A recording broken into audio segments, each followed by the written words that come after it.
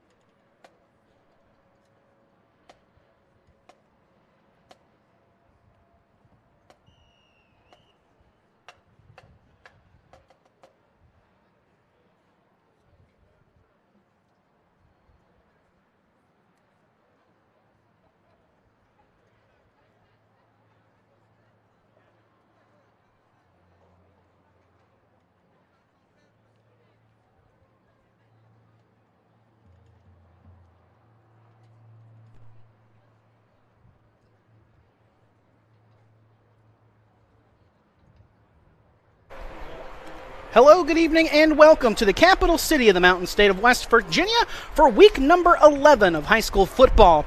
It's the final week of the regular season as we get closer and closer to the start of the playoffs across West Virginia.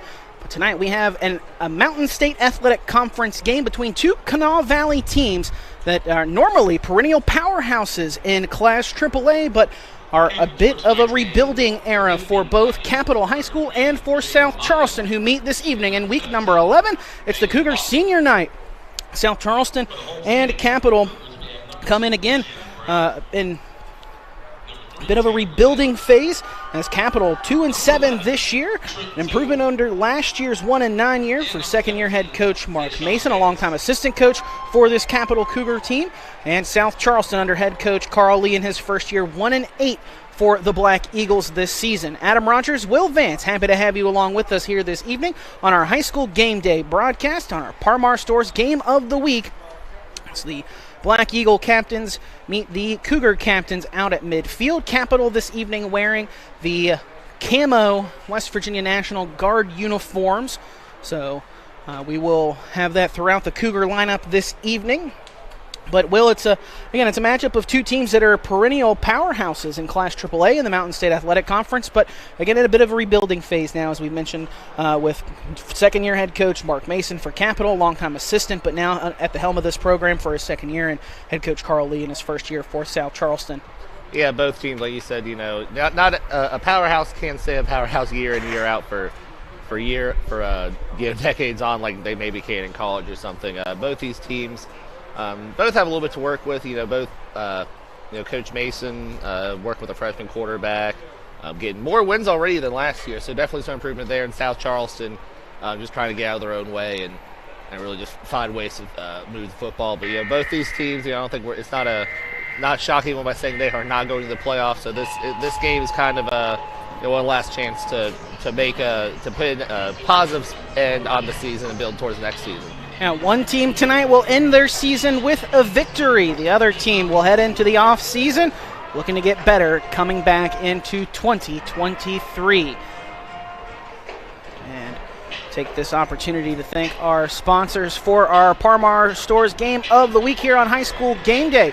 Kroger will have our player of the game for you coming up in the fourth quarter later on tonight. We're live from our Frontier Communications broadcast booth with our Media Center crew with us this evening. Always great to be back with them. And we also want to thank West Virginia Coal Association. Still, coal keeps the stadium lights on. Martin Transport. Join our team of professional drivers for the best pay and benefits.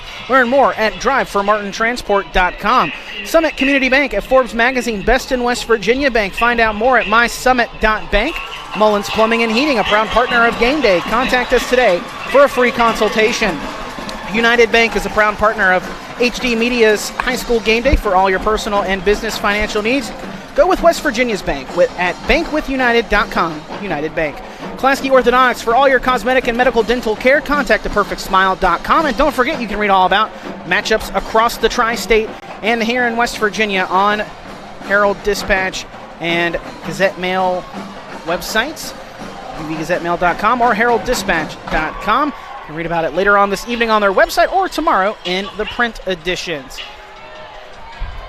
All right, Will, we've got, again, 1-8 South Charleston here on the road against 2-7 Capital. And for the Black Eagles, what do the Black Eagles have to do here in this first quarter to get off on a right start to come away with a win here tonight? It's just all about just little victory, getting some completions, first down, just building that confidence up as you go forward, because if you come out here and have a quick 3 and out or something, to really put a damper on the whole thing. A team that is very momentum based at this point in their season. So you don't necessarily try a new wrinkle or anything at this point. Just try to go to those couple plays that you have success with and build from there. And for the Capital Cougars tonight, final home game of the season, senior night. They honored all of their seniors before tonight's game. What do the Cougars have to do to send these seniors out with a win here this evening? Do what they did, those 2 wins. Like we said, not a very impressive season so far, but more wins they had last year, so definitely something going. If they can protect their freshman quarterback out here and let him make some plays for him, I think they'll be all right. Capital will kick off to start tonight's contest after winning the toss and deferring to the second half, so South Charleston will get the football to begin tonight's ball game. We'll go from right to left on your screen. Black Eagles out in the white jerseys, dark gray pants, black helmets. Cougars in the silver pants with the blue stripes and those camo West Virginia National Guard uniforms with that slick helmet. Short kickoff, bounces at the 15 and scooped up. And the Black Eagles with a decent return up to across the 25. And for South Charleston on that return was Takeem Brown, sophomore.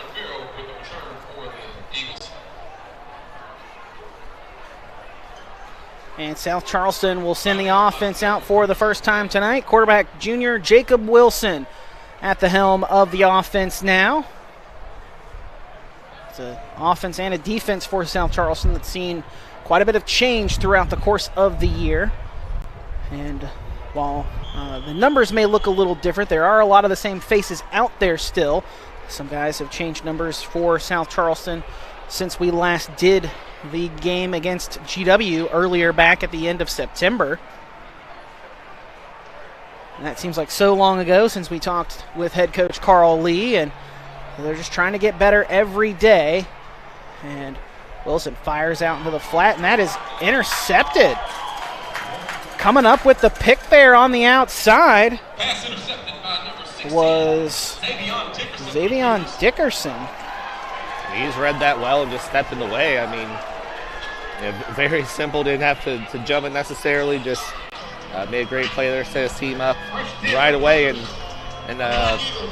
we so much for trying to have a nice momentum building first drive. Just a real killer right there. The one play, one turnover for the Black Eagles, and now the defense out on the field at their own 21-yard line. And it is Fernando Valdivia in. He'll hand it off to his tailback. And a couple of yards gained there for Xavion Brown, sophomore tailback. Pick up 2 yards down to the 19.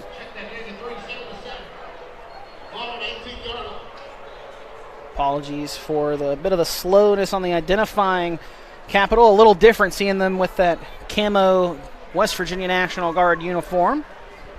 Numbers not necessarily standing out as well as they could. But Valdivia in the shotgun.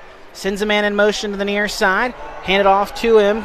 And gets a nice lick there by the South Charleston defense right at the 20-yard line. On that jet sweep was Shannon Brown, the senior. And he loses a yard back to the 20-yard line. So that'll bring up 3rd down and 9 now for this Cougar offense after getting gifted the possession with the interception by the Cougar defense on the opening play of the game.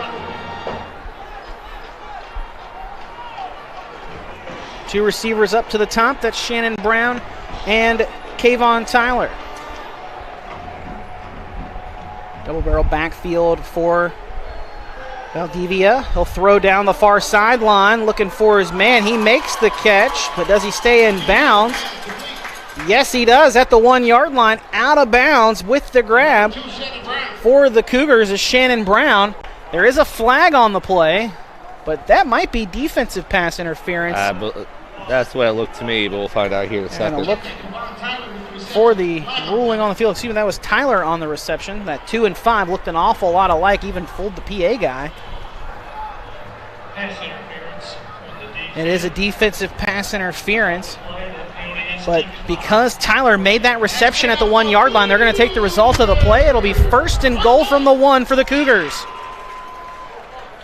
Converting 3rd and 9 to 1st and goal now. Especially considering he drew the contact on that one. Great individual effort there by Tyler to pull that in and set his team up in potential scoring position. Valdivia in the full house pistol. Low snap, ball's on the turf, and diving on top of it are the Cougars, saving the possession for the Capital offense. It was Tanner Burdett. It was a 14-yard loss back to the 15-yard line. But again, for the Cougars, at least they maintain possession there. Yeah, at least I was on 1st down after that nice pickup. But second and goal from the 15 isn't ideal, but still excellent scoring position, and they already made those yards up once. A little more than 2 minutes into this opening quarter, Cougars with the ball at the 15 after getting an interception on the South Charleston opening play. And this play is blown dead. I believe they're going to get the Black Eagles for an offside. Jumping there early was Mari Lawton, the senior defensive end.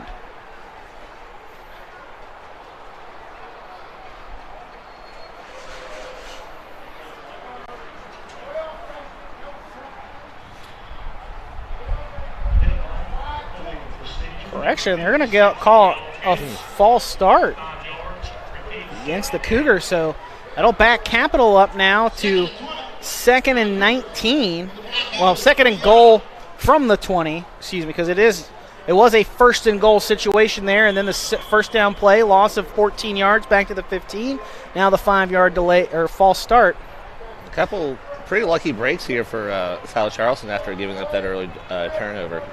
2nd and goal from the 20 for the Cougars now.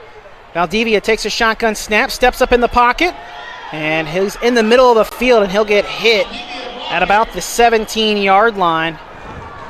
Nice stop there by Aaron Clark, the big nose tackle. And Valdivia will pick up 4 yards down to the 16-yard line. It's now 3rd and goal from the 16.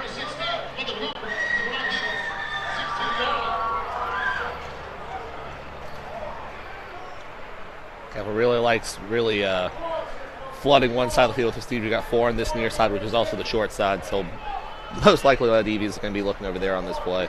Quads to the left of the formation, as Will mentions. He does throw right, though. A nice turn curl there. And cutting in and into the end zone there is Tyler.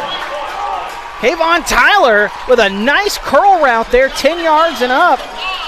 Caught it at the 5 and then fought through the defenders to get into the end zone for the Capital touchdown. 8:45 to go, and the Cougars strike first after the interception on the opening play of the game from the Black Eagles offense. The Cougars do their job offensively and punch it in. And that's the other side of overloading one side of the field, is that you likely get a one-on-one.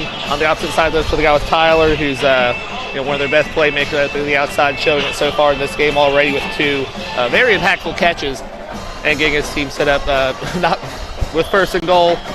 And then when they got back up, getting them back down there. And now we're going to have a flag here on the extra point try. And, well, you're right. He had a 15-yard catch. Or 19-yarder. 19-yard, yeah. A 19-yard catch on 3rd down, 3rd and long for the Cougars offense that put him 1st and goal on the 1. And then a couple of bad things happen for the Cougars offense, and he comes up and makes another big play there. So big job there by the senior Kayvon Tyler, making the last out of his final game here at Laidley Field, University of Charleston Stadium. We have an offside on the PAT try. Half the distance to the goal, so we'll move up about 1.5 yards.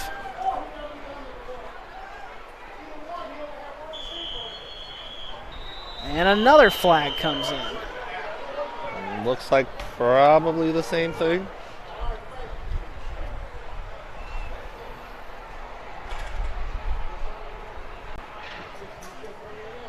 Waiting on the official ruling, but yeah, it is the same thing. About what, at the half-yard mark now? Something yeah, like it would that? be at the 3/4-yard mark. Yeah, just inside the 1. So the PAT from just inside the 9. About the 8. Snap is back. Kick is up, and Wow. it just gets over. Almost got blocked, but the kick is up and good from Braden Scott. And the Cougars lead 7-0 with 8:45 to go here in this first quarter.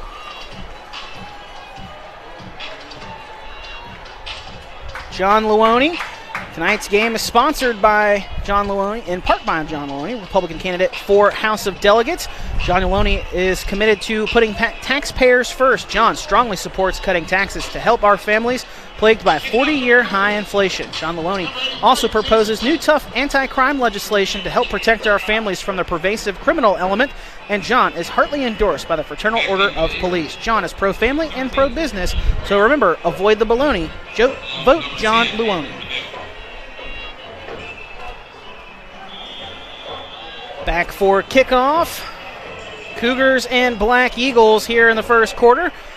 Capital takes advantage of the first play interception from the Black Eagles offense and cashes it in with a 16-yard touchdown pass.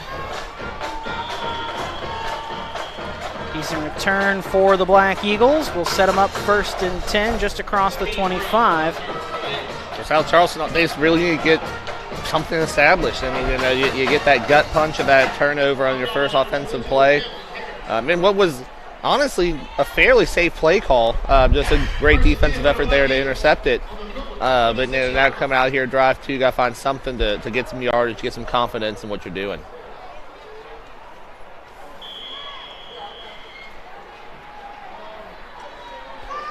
So 1st and 10 for the Black Eagles from their own 26-yard line now, looking to bounce back after that opening play interception the last time out. Wilson lined up under center this time.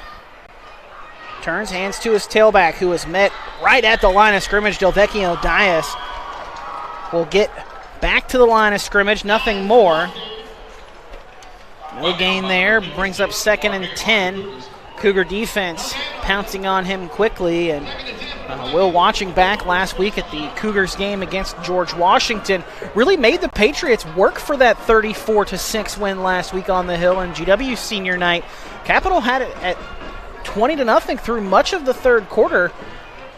So before finally cashing in, about 8 minutes left in that third quarter to get their first score. Yeah, the numbers, the stats might not necessarily show it to the naked eye for Capital, but this is a team that's improved a lot since last year. You know, the handful of their games really, you know, even outside the wins, a couple of games where they really fought hard and were in the game the whole way. Dias with a nice run there up across the 30 to the 31. Give him 5 on that carry. It'll bring up 3rd and 5 for the Black Eagle offense.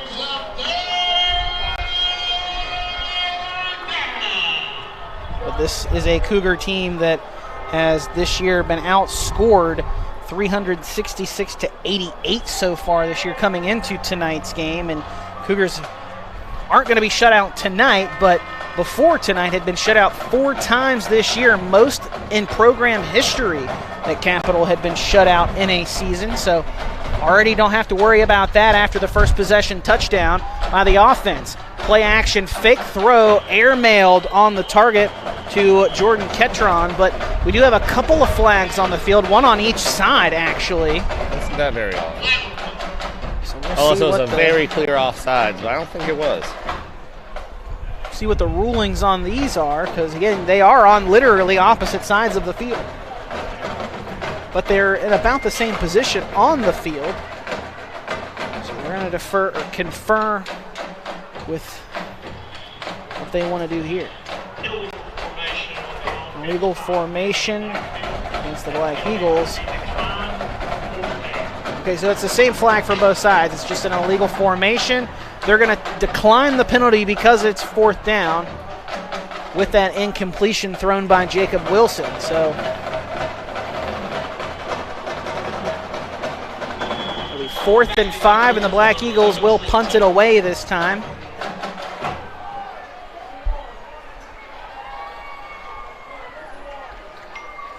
Nick Ribey out to punt it away for South Charleston.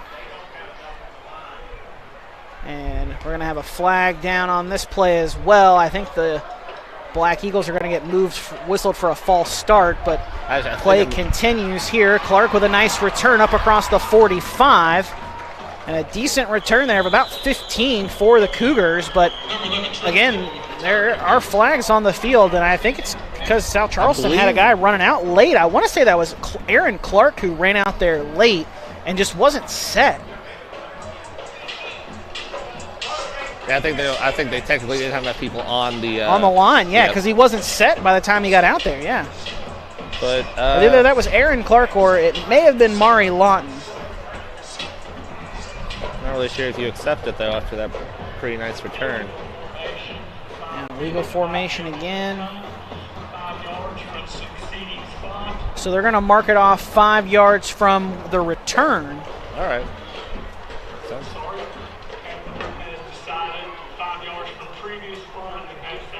Correction, now the Cougars are going to make them re-kick, and not a terrible idea. No. Because if you can get your return man, Clark, out in some space again, he had a nice return there. If he can get some space again on a decent kick. And we've also seen that South Charleston's punting unit is not exactly ironclad. They had, against that GW, I believe they had at least two punts blocked earlier this year when we were at that game. So potential for a much bigger play there, but also, with what we just saw, might want to give your return man another shot at it.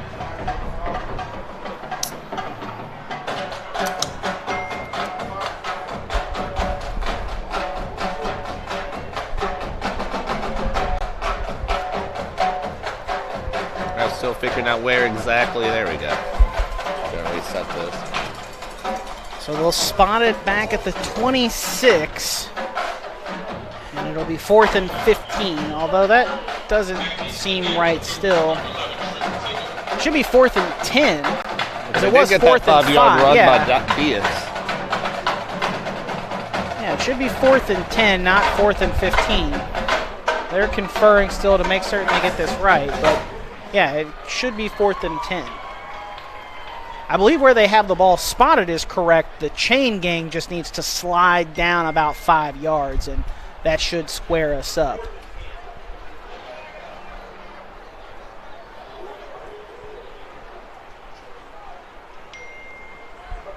Well, apparently we're not going to reset the chain gang, and it's going to be 4th and 14. I don't really know how that happened, but okay. Better punt. Yeah, much better punt, but some space for the return for Clark. Clark up the middle, up across the 50, up across the 45, and we've got a long flag thrown in. But again, another nice return there from Demaji Clark. Yeah, it's that type of return that goes through the middle. He's not necessarily finding that edge. He's being able to weave his way through. Finding a crease there and got all the way down inside the South Charleston 45-yard line to the 44, which is about a 10-yard plus there with that 5-yard penalty. But what is the flag here on the return?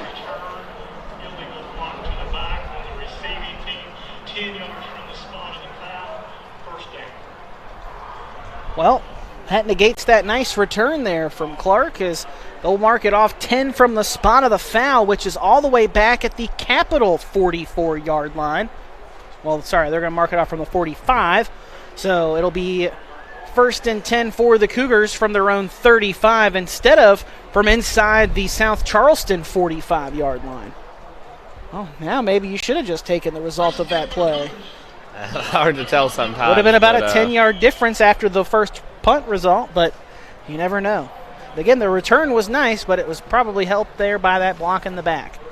So Cougar offense back out on the field. Got a touchdown the last time. Looking deep and across the middle. Incomplete. Trying to find Shalik Hampton, who had the lone score of the game last week for Capital against George Washington. And he was open. The throw just a little too long there coming from Valdivia. Well, we talked about it a little bit before, but you already have a freshman quarterback back there who, obviously even so far in this game showing he has a lot of ability out there, but still, you can't. Sometimes they're just going to miss those throws that they'll probably make in 1, 2, maybe 3 years. Maybe his eyes got a little too wide there when he was salivating at the fact that Shalik Hampton was so wide open. Handoff goes up the middle this time. A nice run there up to the 40. That'll be Savion Brown with the carry. Had 49 yards last week on 13 carries for this Capital offense. Pick up 5 there and bring up 3rd and 5 to go for the Cougar offense. Adam Rogers, Will Vance, happy to have you with us here on our Parmar Stores High School Game Day Game of the Week. Approaching halfway through this first quarter. Second possession of the quarter for the Cougars after the Black Eagles have thrown an interception and punted it away on their first 2 possessions. 7-0, Cougars on top. Throw out into the flat that is caught by Clark. Clark slips out of 1 tackle, but can't get away from it, and then the ball's on the turf as he's stripped. Ball on the ground. I believe the Cougars have been able to jump back on top of it. I want to say that was Savion Brown who jumps back on top of the football. Preserves possession for the Cougars, but it is 4th down, and it's a loss of 3 back to the 37, and now the Cougars will have to punt it away. And Valdivia also handles the punting duties for Capital. An injury on the far side of the field there. Yeah, Black Eagle player down. So, short walk. Well, now he's going to go back down.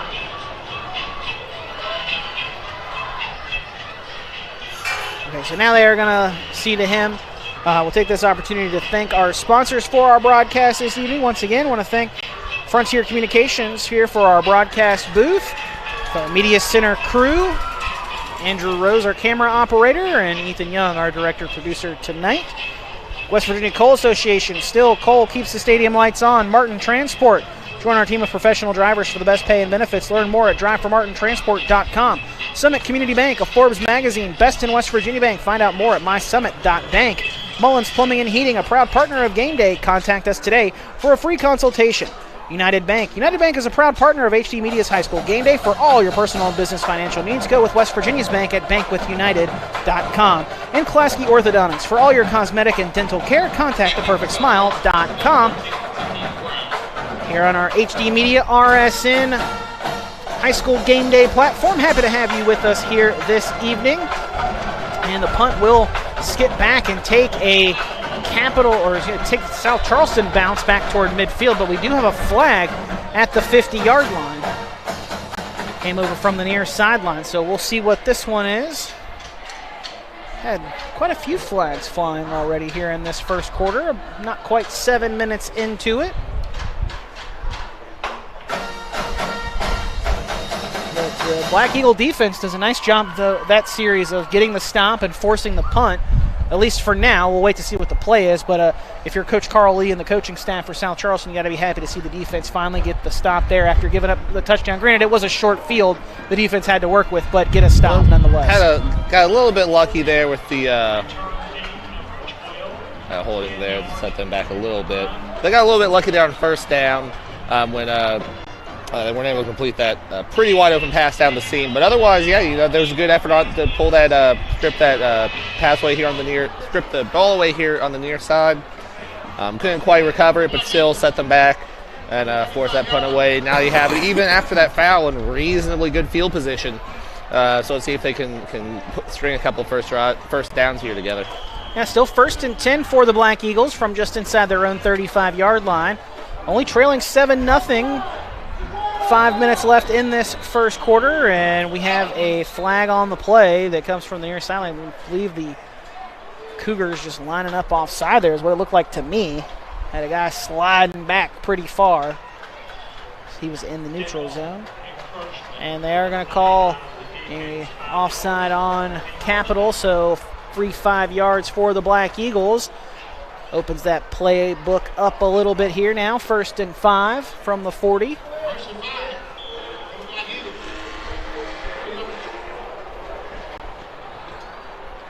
Wilson under center, has Dias lined up right behind him. Fakes, that was Clark behind him. Faked the handoff, kept it himself, and was under some heavy pressure.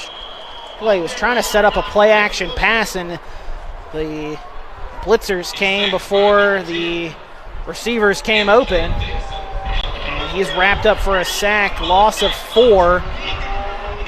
Back to the 36-yard line. So 2nd and 9 on the way for the Black Eagle offense. Yeah, just play did not develop quickly enough to beat the blitz. And it's Clark in the backfield once again. 2 receivers to each side of the formation either way. Handoff does go to Clark this time, and Clark barrels his way forward across the 40, still on his feet, finally brought down. About 2 yards shy of the first down. Nice run there by Clark. And Adam, when we covered the South Charleston GW game a couple weeks ago, in September, like you said, that was the spark that South Charleston did get, was when Clark got in the backfield and started running the ball and had some success. So it looks like they're trying to go back to that again, see if their big man in the backfield can power them to a couple first downs, get them down the field. It's part of the reason why the Black Eagles were able to pick up their first win of the season a couple of weeks ago against St. Albans. But there he gets met by the Cougar defense, still on his feet though, and oh my goodness, he got stopped for what should have been a loss of probably 2 and picked up 2 yards in the end. Oh my goodness, what a monster run from Aaron Clark. That type of effort, a team like this needs to try to get those first downs. Like I said, we need to get some sustained success, and so far what they've needed to spark this season, Clark in the backfield with that bruising style has really helped him. He got met at the 36 and should have been stopped for a loss, but then kept those legs churning, picked up the extra yardage, and got that first down. So 1st and 10 for the Black Eagles from their own 40-yard line from right in the middle of the field. Shotgun formation now as Wilson lines up with Clark to his left. Right, pass comes out into the flat. That is caught and turning upfield for the Black Eagles is Dylan Fawcett. 17-yard pickup there.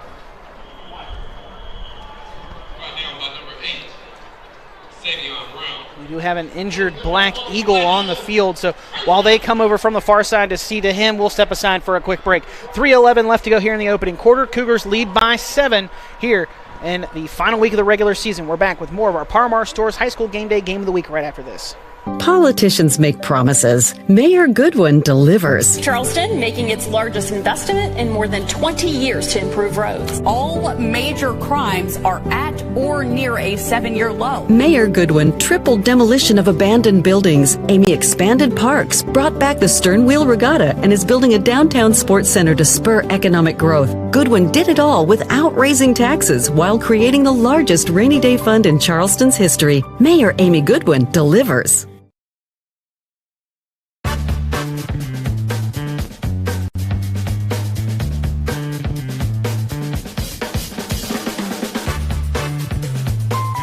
Call State Farm agent Matthew Rousey at 304-925-8000 today. Dylan Fawcett, the man who made the big catch there for the Black Eagles, is the man who was injured on that play, and he makes his way over to the sideline. Able to make it over there under his own power, fortunately. So now the Black Eagles will reset here, 1st and 10 from in Capital territory for the first time tonight at the 34-yard line. Wilson back under center, hands to Clark. And Clark will pick up maybe a yard there as he ran into his offensive lineman. But yeah, there is a flag that came from the near side.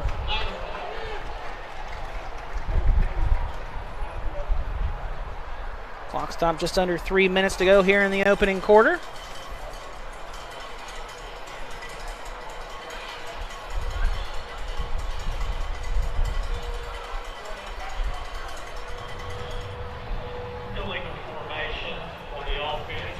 Back South Charleston up 5 yards, make it 1st and 15. And we're seeing a lot of these, coming in. There's a lot of them are procedural too. Not necessarily we have seen a couple holding, but a lot of them have been also not lining up right. They've been silly mistakes by both sides. So far, it's cost South Charleston more than it's cost Capital. Capital beneficiaries of a pass interference penalty at one point. Now, granted, he made a great catch, and they didn't need the pass interference penalty, so it was wiped off. But there's been a lot of false starts, offsides, a couple of holds, a block in the back.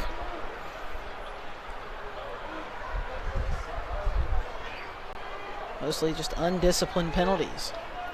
So 1st and 15.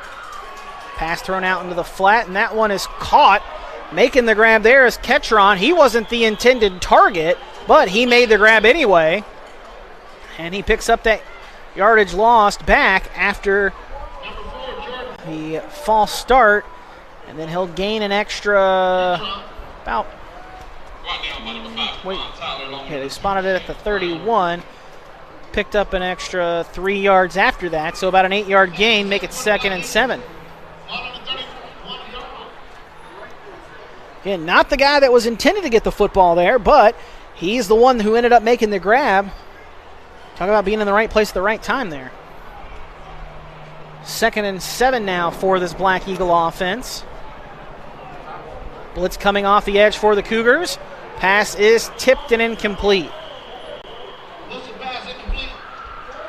Making the tip on that was Shannon Brown. The defender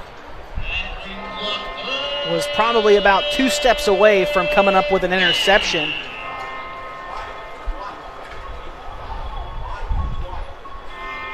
Cougar defense already with 1 interception here in this first quarter. The opening play of the game from the South Charleston offense. Jacob Wilson threw it away to the defense. 2:02 left here in this first quarter. 3rd and 7 for the Black Eagles. Wilson under center. Hands to Clark, and Clark has a monster hole. Still on his feet inside the 10 to the end zone. Touchdown, Black Eagles. Clark rumbles his way for a touchdown for the Black Eagles. We are an extra point away from tying this up at 7-all. That's the perfect example of what makes this guy really a spark plug for this team. That tough running and then the ability to keep on his feet through the contact, break through, score from 34 yards out. Great run there, and again, just shows why this young man is someone they turn to try to get things going when maybe the initial plan isn't working as well as they hoped. Out for the extra point is Devin Rader. And we've got a flag on the field.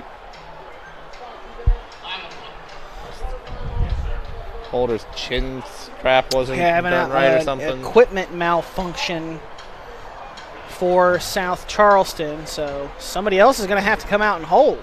And that's not necessarily the easiest thing to come do. I mean, that's something a very specialized thing in the game of football. We got someone running over there, throwing his helmet on. Well, he's hobbling over there is what it looks limping, like. So. Right now, South Charleston's just going to have to take a timeout. Can't drag this out any longer. That was Avery Pinnell trying to hustle this one out. Let's take a quick break here with the timeout. We'll be back with more of our Parmar Stores Game of the Week right after this. Hi, I'm West Virginia State Senator Eric J. Tarr, and I chair the Committee on Finance for the State Senate in West Virginia. I'm asking you to vote yes on Amendment 2. Without passing Amendment 2, the tax on your cars and trucks is here to stay. If you pass Amendment 2, we can eliminate the tax on your cars and trucks and vehicles that you depend on every day. Vote yes on Amendment 2. It gives the legislature a lot more flexibility on how we can restructure taxes in West Virginia so you keep more money in your pocket. What started as the Parmar Oil Company in 1967 has grown into 160.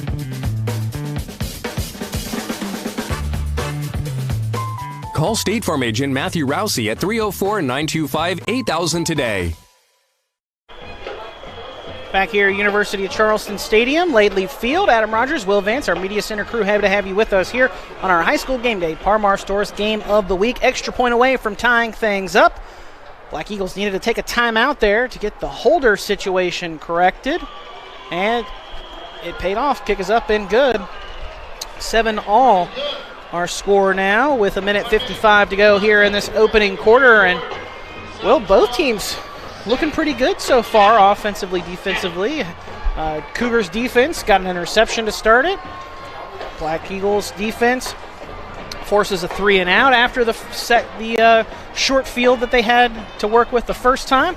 Second possession forced that 3 and out, like I said. Then for the pretty decent field, the Black Eagles go down and score on their third drive. Both teams really looking at their playmaking, whether it be Tyler for Capital with his 2 big catches, including the touchdown and the catch that set up the touchdown for Capital, and then for South Charleston going to their big guy Clark, who was able to rumble in there for that 34-yard touchdown and really get some excitement going on that sideline. So both teams showing plenty of fight. So now that both have scored, it kind of makes it a little bit different of a ball game going forward. There was a flag on Capital, it looks like, at some point that I missed, because the Black Eagles are kicking off from the 40.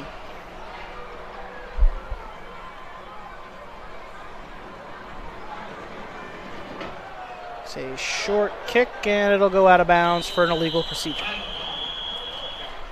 So Capital will have the football here now with good field position. Tie ball game with a little under 2 to go in this opening quarter. And is there another? Just waiting on them to mark it off.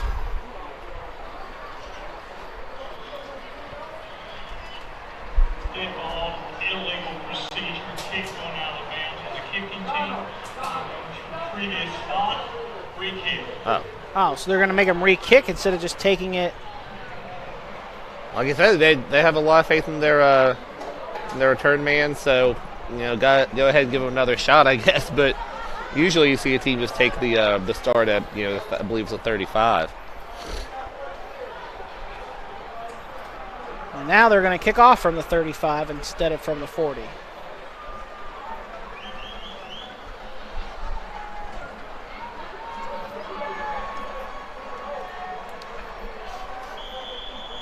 So again, finally ready to go here. Yeah, and a tie ball game here in this first quarter. South Charleston and Capital. Both these teams trying to close out the season with a victory. And the kick skips off the turf, I think, there, but it's scooped up over on the far side. And a short return there for Savion Brown, but it will put Capital with still decent field position there. In front of the 40-yard line. Can't beat that for the most part. Now let's see if they try to get back going with the running game, try to get that established, or if they just try to air it out a little bit more. Not necessarily air it out. I mean, they weren't chugging it around, but finding their playmakers on the outside rather than the running game, although Brown's done a pretty good job back there.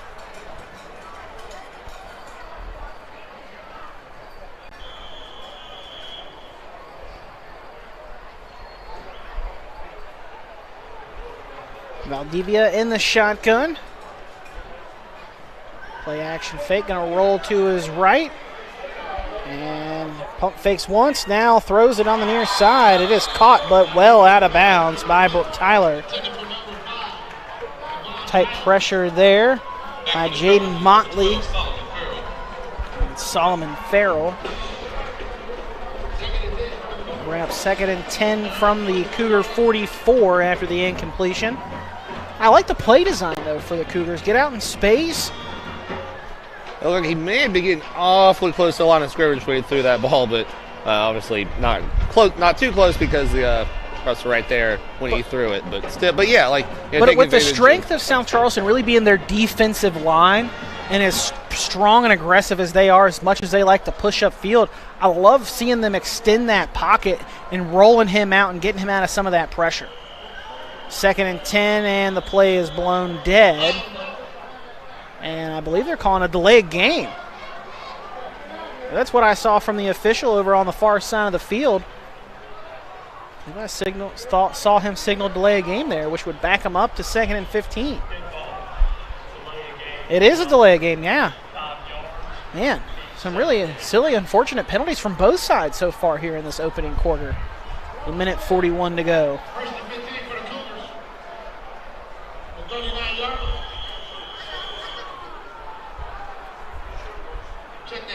So 2nd and 15 for the Cougars now.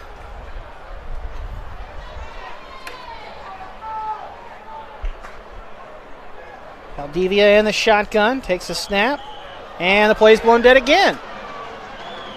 I think this is going to be a legal formation. I think Capital may have had too many people on the line.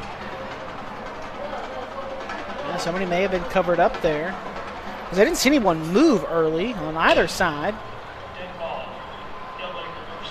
Yeah.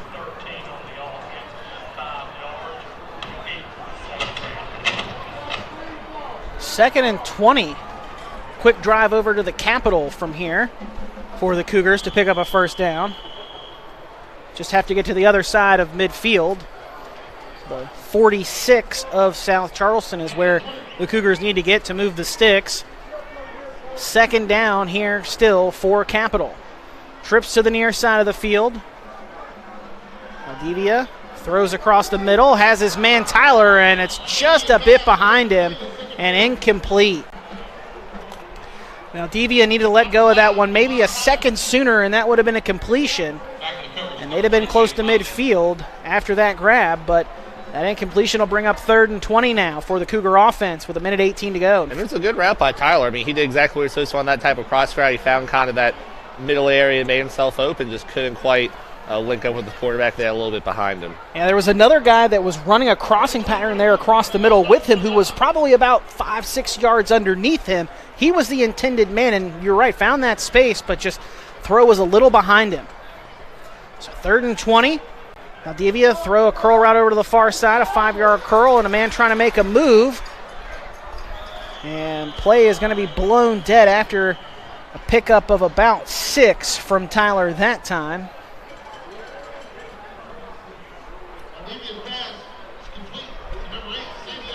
Excuse me, that was Savion Brown.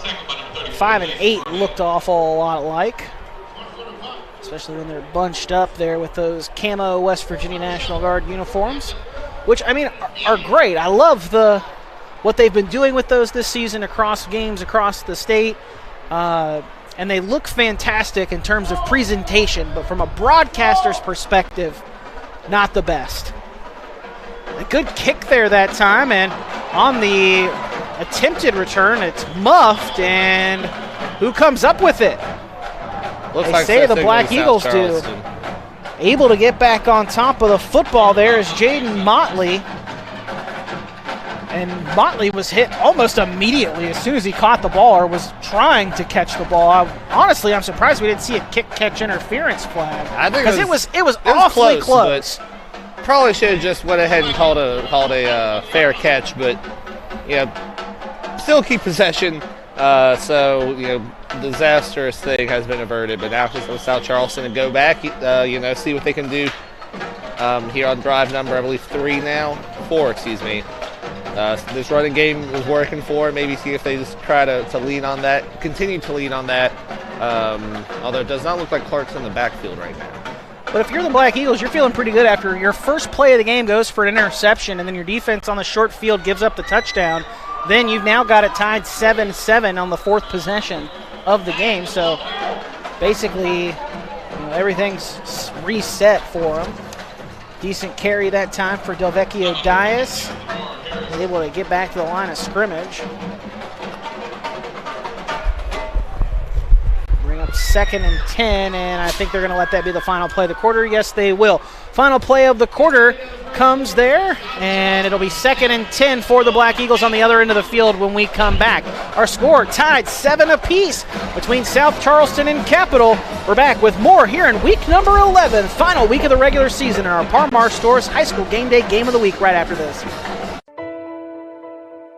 August 5th, 2013 was supposed to be the happiest day of my life. It turned into a nightmare. Harmony was too big for me to pass through my pelvis. They thought the best option was to put the vacuum on her. She begged for a C-section over and over and over. They wanted to rush through it. Once Harmony came out, it probably wasn't 5 minutes. They rushed her to NIC unit, and then her head swelled the size of a watermelon. It pretty much crushed her whole skull. Ben Salengo was recommended to us by a family friend that he had represented. Having Ben Salengo on our side changed everything for the better. From day one, he did everything for us. He kept in touch with us pretty much on a daily basis to let us know what was going on and even just to check on us. It gave us closure as a family, a peace, a calming feeling over us that she can rest in peace finally. Back for the second quarter of our high school game day, Par-Mar Store's game of the week between South Charleston and Capital. Black Eagles 1-8 on the year, Cougars 2-7. Both teams looking to end the year with a victory and end the losing streak for the Cougars. 3 straight losses coming into tonight. Black Eagles picked up a win 2 weeks ago to end that losing streak to start the year, as Delvecchio Dias has a nice carry on 2nd 10 to open up the second quarter. He'll get up to the 35-yard line and pick up 4. We do have a Black Eagle injured on the play here on the first play of this second quarter. This will be one of those interior linemen, and while they come over to the side from the sideline to see to him, we'll step aside for a quick break. We'll be back with more of the second quarter right after this here on our Par-Mar Store's Game of the Week. What started as the Par-Mar Oil Company in 1967 has grown into 116 convenience stores in 4 states. Par-Mar convenience stores offer monthly product specials and grab-and-go items. Located just down the street from where you live, Par-Mar stores are all about being your above-par convenience store. If you don't have a Par-Mar store near you now, you will soon. Par-Mar convenience stores, neighbors serving your community and making life a little bit easier every day.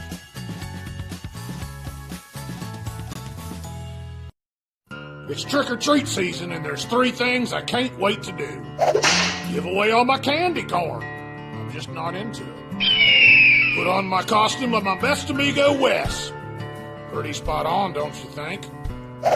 And haul away all my candy in my brand new truck from Dutch Miller Ram of South Charleston. During Ram Power Days, qualified buyers can get 0% financing for up to 6 years on select 2022 Ram Crew Cab and Quad Cab Laramies and Bighorns.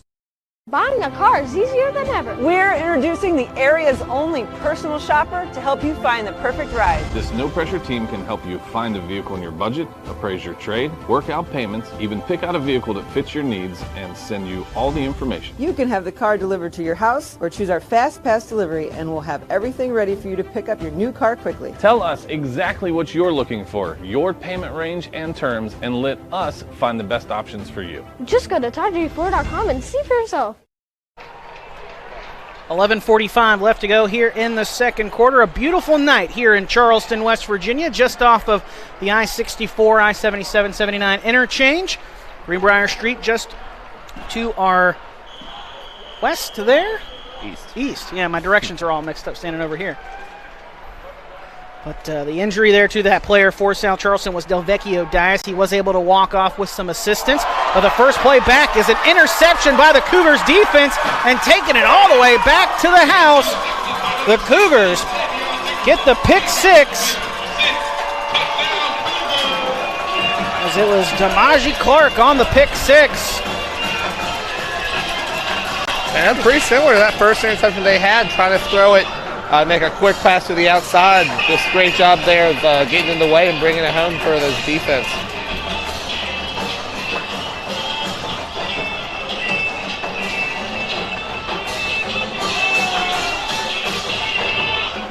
And the pick 6 puts the Cougars on top again. 13-7 our score now.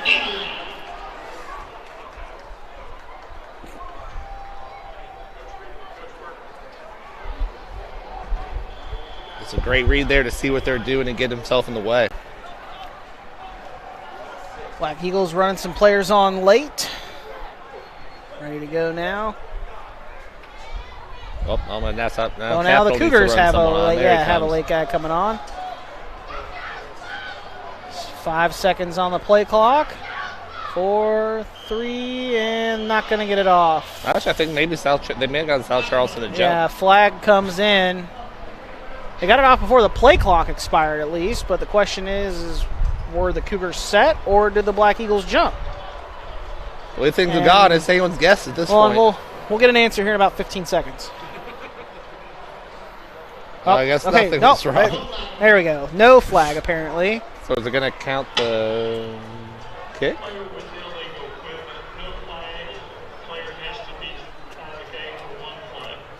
Okay, so illegal equipment thing. Again, like what happened on the South Charleston score in the first quarter. So now he gets replaced. Black Eagles make a couple of replacements, and I think we're finally actually ready to kick this. The Shangford really takes that equipment very seriously. Kick is up, and it is good. Braden Scott's PAT is good. Cougars lead 14-7, 11:29 to go here in the second quarter. We'll step aside for a quick break and be back with more right after this. Make sure you are informed with HD Media. We are leading the state in local, digital, and print media. We are storytellers. We focus on education, health, entertainment, politics, opinions, sports, and the outdoors. Through our websites, print, or social and mobile apps. We work every day to enhance the lives of our customers by informing, entertaining, and empowering our readers in the communities we serve. We are HD Media. Want a correction on that pick six too. It was Xavion Dickerson with the pick six. Had his number misidentify the player. I want to give him credit where credit is due because he also had that interception in the first quarter on the opening play. So that's 2 picks for him in tonight's ballgame, if I remember correctly. And that's a great job just doing his role. I mean, in this defense, his role is defending that flat, and he's done a fantastic job of it. So Cougars with 2 interceptions defensively, leading now 14-7 after the second one's a pick six. And a cross-field run for the Black Eagles here on the return. A long return there for Takeem Brown. A flag at the end. Ran about 50 yards, maybe 60 yards for 20 yards ultimately on the return. And there is a flag down. And that's generally what happens when you run cross field and you pick up 20 yards. Somewhere along the way, somebody is holding or blocking in the back, and every once in a while gets called. And unfortunately for the Black Eagles there, they got caught, and that'll back them up after what was promising field position. So now 1st and 10, and they're going to mark it off from the 28. So it'll be 1st and 10 from the 18.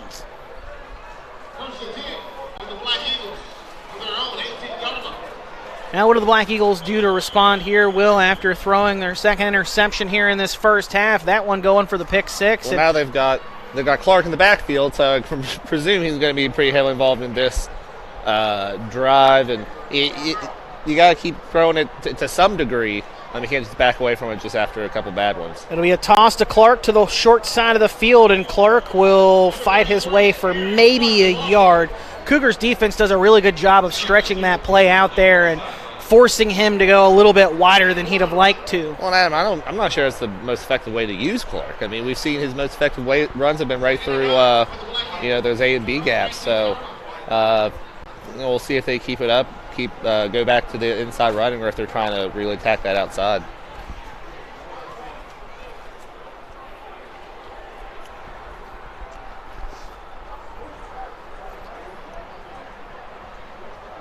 Second and 9 for the Black Eagles. Lining up with under 10 seconds on the play clock.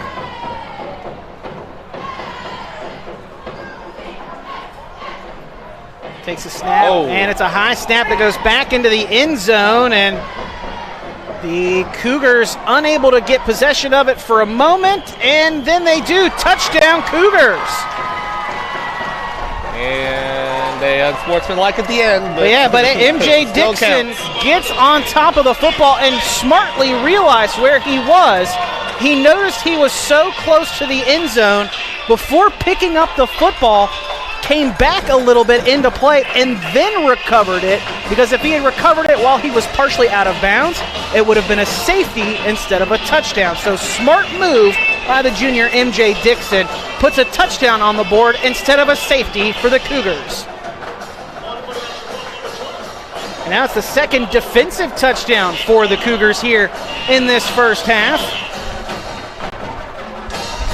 Very opportunistic way they're playing, and arguably their first touchdown was set up off of an interception, was a direct defensive score, but defense really leading the way here for Capital, really taking advantage of the mistakes that South Charleston's been making, whether they be in the passing game, or taking advantage of the yardage they've gotten through various fouls. Now up 21-7 in a game that we don't expect to see a whole lot of. Oh, there's that unsportsmanlike. What seems like forever ago at this point. They're going to put it on the. They're going to put it on the kickoff instead of here on the extra point. So Braden Scott, the senior PAT man, will come out for the Cougars. Also an exceptional goalie for the men's soccer or boys soccer team for Capital. I'm kind of surprised they didn't try to. I don't know if they had the option, but to take the yardage on the kick. Kick is up and good. 10-18, 21-7 our score. We'll step aside for another quick break and be back with more of our high school game day Parmar Stores Game of the Week right after this. Winter is coming. It's time to remember Mullen Plumbing, Heating and Cooling. With cooler days ahead, now is the time to call Mullen Plumbing, Heating and Cooling and schedule your heating system tune-up. Our experienced technicians will provide you peace of mind with our comprehensive 15-point system service. The Mullen Heating System Service and Safety Inspection will ensure you aren't left in the cold this winter. Remember, Mullen Plumbing, Heating and Cooling. Call and schedule your tune-up today or visit us online at mullenplumbing.com. Things went from bad to worse there in the second quarter, or at the beginning of the second quarter. We're not even 2 minutes into the second quarter for South Charleston. A little more than 30 seconds in after an injury to a Black Eagle player. Thought they were going to get a chance to reset the offense. And then a pick six gets thrown by the junior quarterback, Jacob Wilson. And taking that for 6 was Xavion Dickerson. When you're here for South Charleston, at least they're going to get a little bit of help on this drive where Capital's kicking off from their own 25 after that unsportsmanlike call after the score. So a little bit of help here starting this one off, and Capital's kicking has not necessarily been extraordinary so far. Yeah, and that unsportsmanlike conduct penalty comes after a 19-yard fumble recovery in the end zone. And a nice return here for the Black Eagles, and still on his feet inside the 13 is Takeem Brown, or inside the 40, is number 13, Takeem Brown. And Brown might have gotten down inside the 35. Trying to separate some players now here on the near side. This is a rivalry game, of course.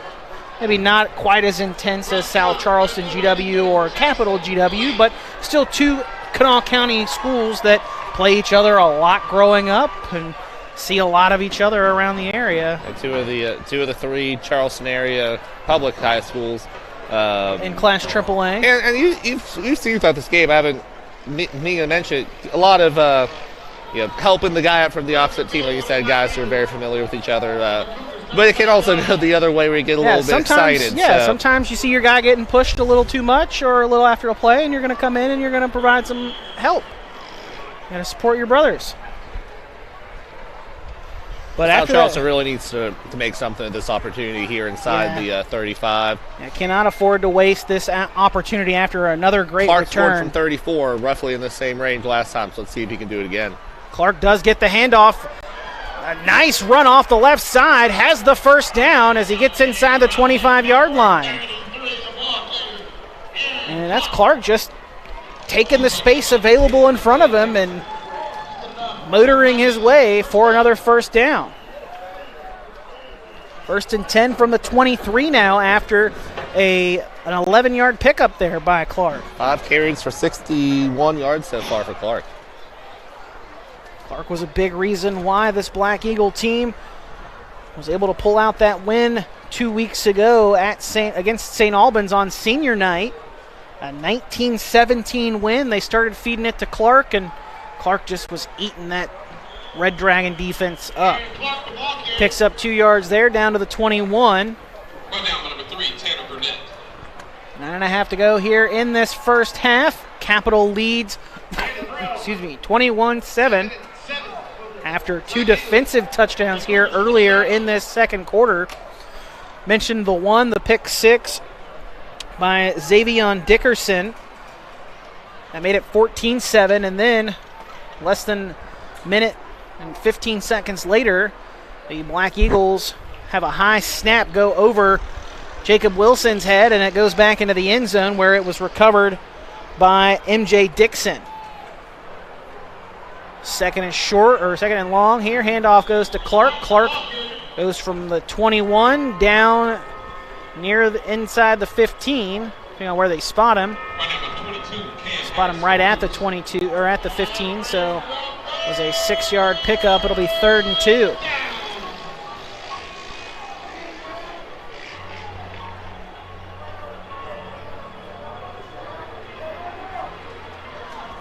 Well, if you're wondering what the Black Eagles are going to do here, I have a feeling it'll be a heavy dose of Aaron Clark. He's gotten it all 3 times so far on this drive. It started back at the 34-yard line. 3rd and 2 from the 15. Handoff goes to Clark. Clark is going to be close, but I think he's got enough, depending on where they spot him. This near ref says no, so we'll see what they figure out there. Great job there. They hit him low right near the line. They might be able to fall forward for it, though. Let's see where they end up spotting this. Yeah, they are going to take a pause. And they're going to bring the chains over from that far side of the field to measure it. Fortunately, it's a short walk. And, I mean, even if they don't, I mean, what are you going to do? You got to go for it. Yeah, I mean, 4th and short with, again, a guy like Aaron Clark. I'd imagine that he gets fed once more if they don't pick up the first down here with the measurement.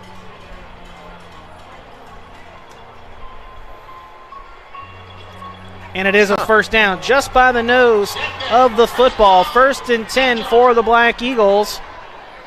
Clark's got 2 first down carries on this drive for South Charleston.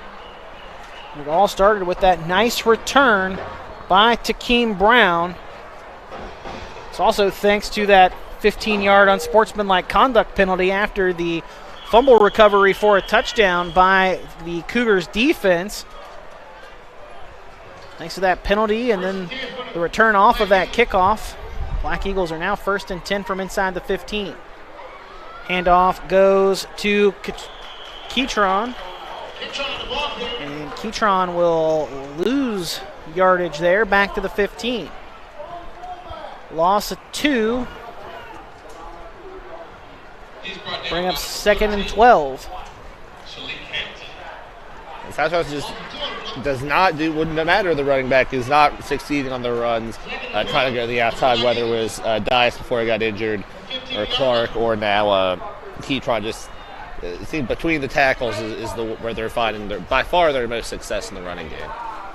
So 2nd and 12 for the Black Eagles now. I formation for South Charleston. Handoff goes to Clark. Clark going off the left side. Still on his feet inside the 10, down inside near the 5.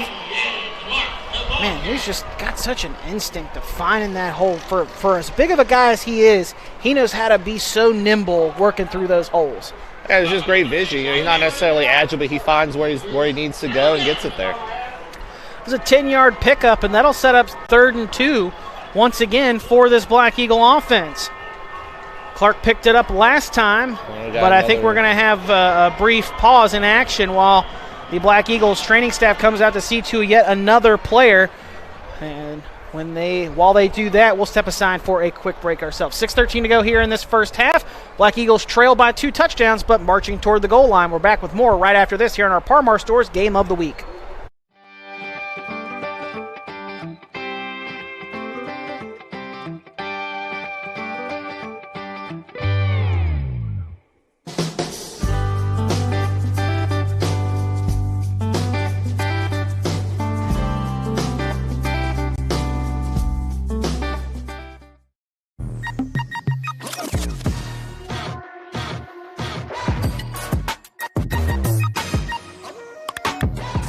Freedom from surprise fees with Asterisk Free Checking.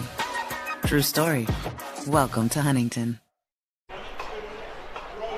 Back here, second quarter action, 6:13 to go here between South Charleston and Capital. Week 11 of the regular season in high school football in West Virginia. Adam Rogers, Will Vance, our media center crew. Happy to have you with us here from our Frontier Communications broadcast booth on our high school game day Parmar Stores Game of the Week. The man injured there, the junior tackle, Devin Pugh. Great to see him over on the sideline, though, stretching it out and working out whatever issue was going on with him. Doesn't appear to be too badly banged up. See if he comes back in, though, later on in this game. And it's the final week of the regular season. 3rd and 2 to go for the Black Eagles here at the 5. They can pick up a first down. Handoff goes to Clark. Clark met initially, but man, it's tough to stop him after that first hit. He rumbles his way for an extra 2 yards after making contact and should have enough for another Black Eagle first down.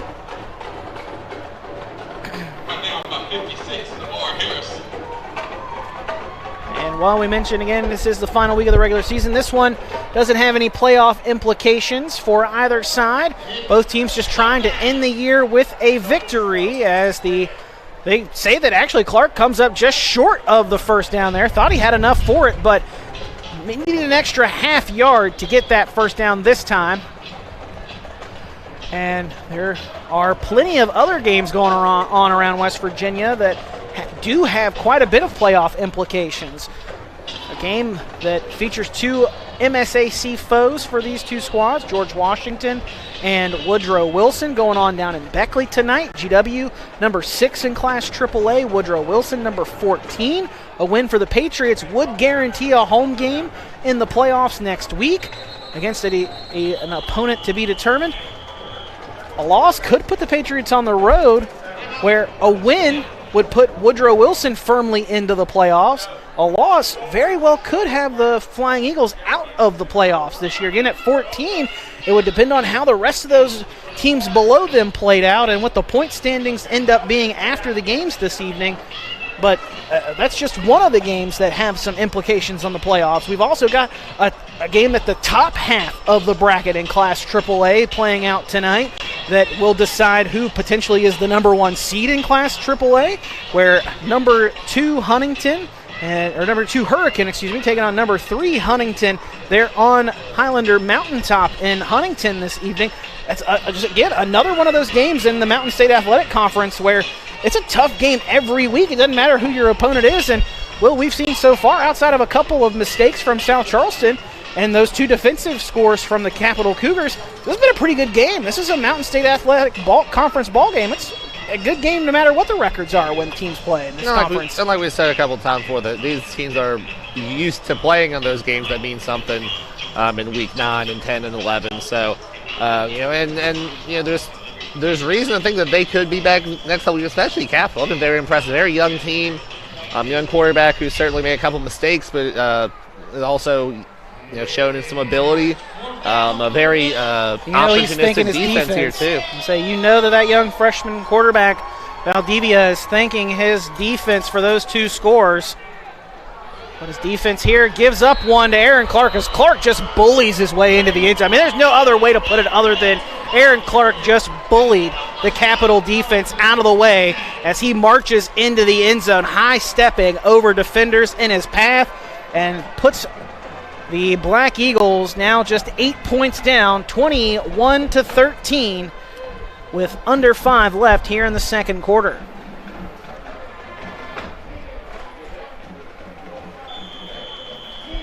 So Clark with the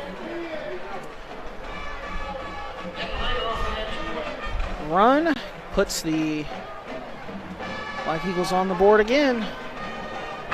And get some late guys coming out for the PAT try. Black Eagles get set, kick is up, and it is good. 21-14 our score, under 5 to play here in the first half. We're back with more of our High School Game Day Par-Mar Source Game of the Week right after this. I'm attorney Bobby Warner.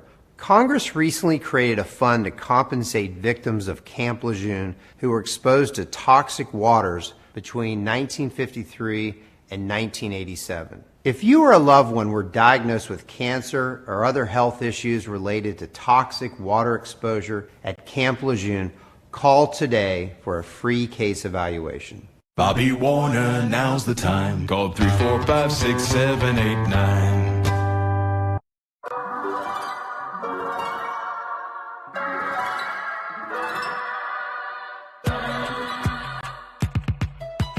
Ranked one of the best mobile banking apps in the country.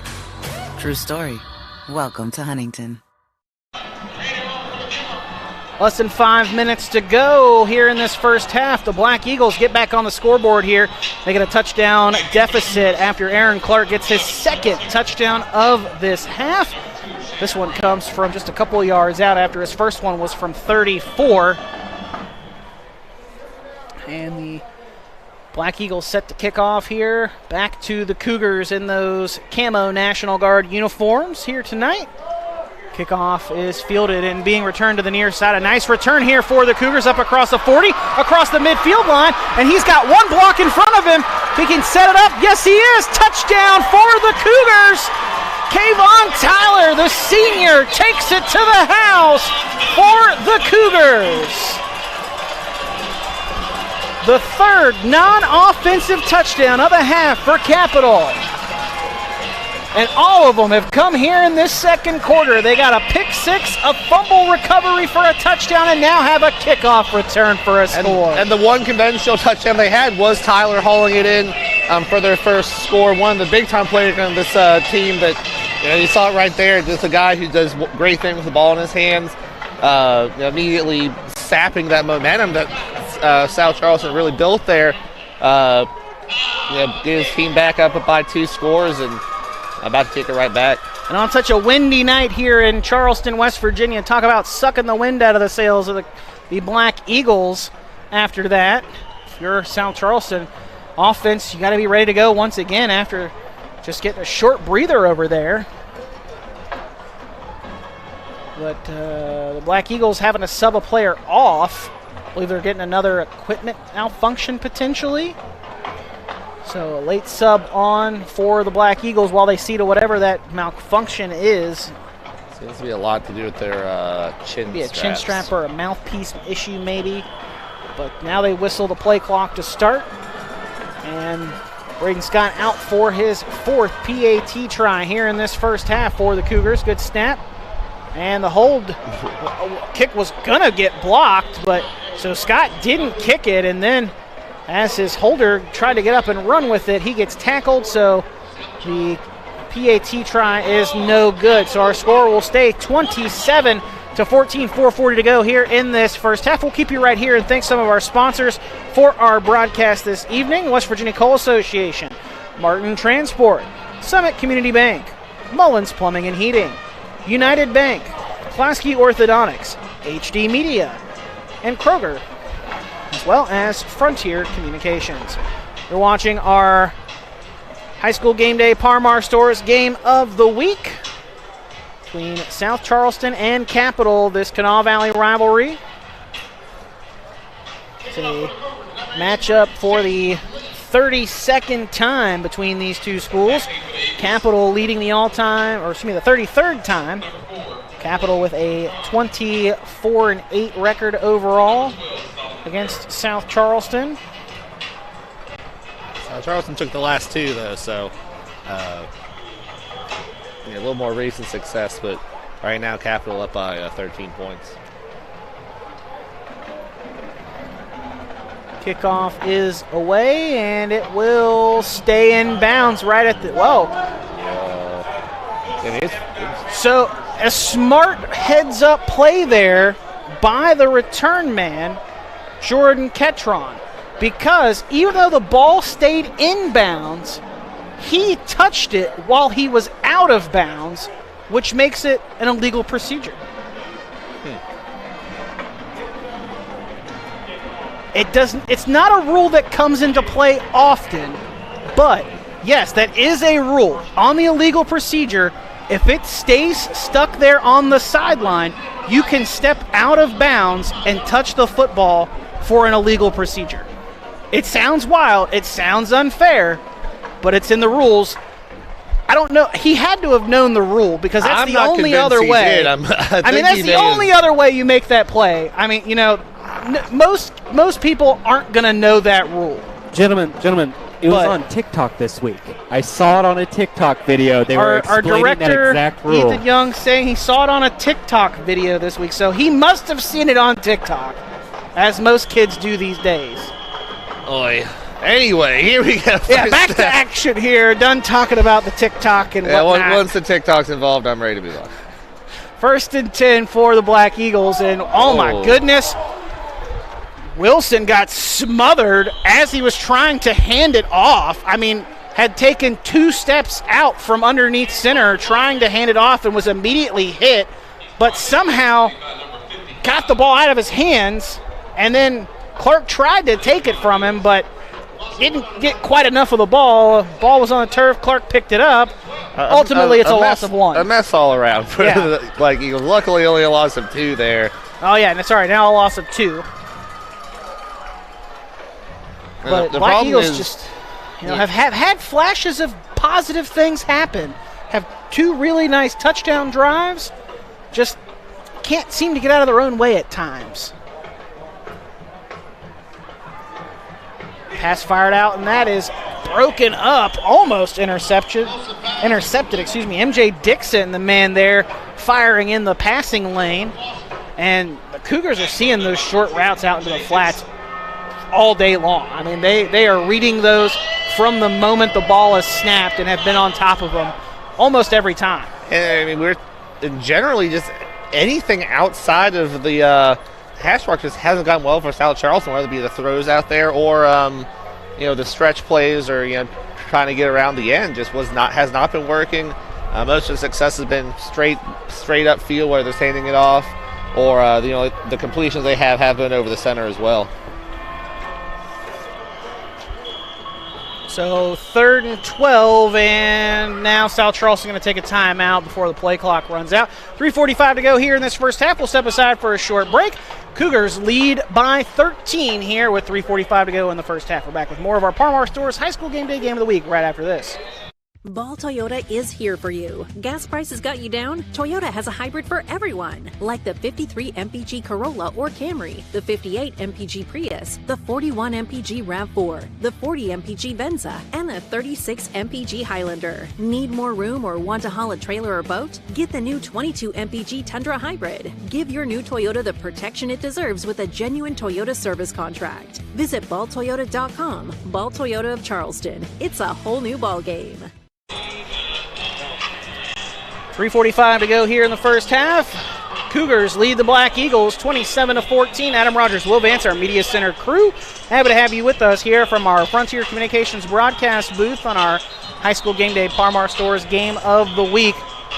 Well, I just want to go back to it. I know you hate talking about TikTok, but I want to go back to that again. The move Jordan Ketron made of just having seen the video and then putting it into practice. It's one thing to know about it, but then to remember in the moment. Oh, hey, that's right. That's a rule. I can stand out of bounds and touch it, and it's a flag against them. I mean, that's just brilliant. And it's certainly something that wouldn't normally come right to mind when you're right in the moment like that. But now the Black Eagles facing 3rd down and 12 here, and should get 5 yards here because a Cougar defender made an interior lineman move, but it's a matter of who do the officials see. And they're going to say it's against the Black Eagles, unfortunately, but I thought Landon Bird moved because he was drawn.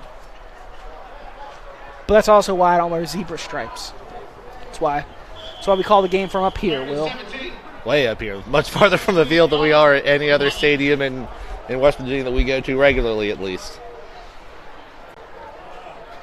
Clark motioning out of the backfield, so 5 wide. Wilson slings it to the near side. That is caught by Xavion Murray, and Murray is stopped inbounds just across the 35 at the 36. And that will get some of that yardage lost back on this drive earlier. Make it 4th and 9, but Black Eagles are going to have to punt it away. Yeah, that can become the issue when, like we said, they had those 2 nice touchdown drives that were premised on the running of Clark. But when your running game's the only thing's really getting a much yardage, any slowdown that gets you off schedule can really be a drive killer. And that first play really set them back and got them all off schedule for if you are trying to make a running play there. Might be able to hear there just off that Black Eagle coaching staff trying to yell they've got 12. They had 12 men out on the field, and they also going to get a delay of game penalty here too. Double whammy. I don't think they'll they're going to get the one or the other. Yeah, they're going to get the delay of game, probably not the 12. Yeah. So that'll back them up now 5, make it 4th and 14.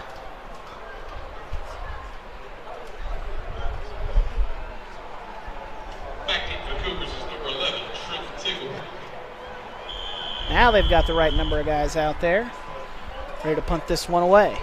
And the guy we haven't caught a lot of tonight for the Cougars, Trenton Tiggle, back to return, and he's not going to get to return this one because this one got blocked by the Cougars. And it'll roll up to the 47, but Capital will have great field position now. And decent chunk of time to get something done with as well. Now, we haven't mentioned Trenton Tiggle's name really at all this evening so far, but senior is one of the key contributors to this team, offensively and defensively. But it's been a lot of Savion Brown in the backfield, a lot of passes thrown toward Kayvon Tyler as well this evening so far. That wind starting to pick up a little bit again here in Charleston. Cougars do have the wind to their backs now, though. Valdivia in the shotgun. Going to throw it down the far side of the field. And that pass is incomplete, but a flag comes intended for the senior Shannon Brown. And the man in coverage there was Jordan Keytron. Keytron can't believe it. I feel like that one could have gone either way. I mean, there was certainly contact. Whether it was enough to warrant the foul, not sure, but he thought so. So it's going to be about 15 yards tacked on, I believe. I don't think it's a spot foul. No.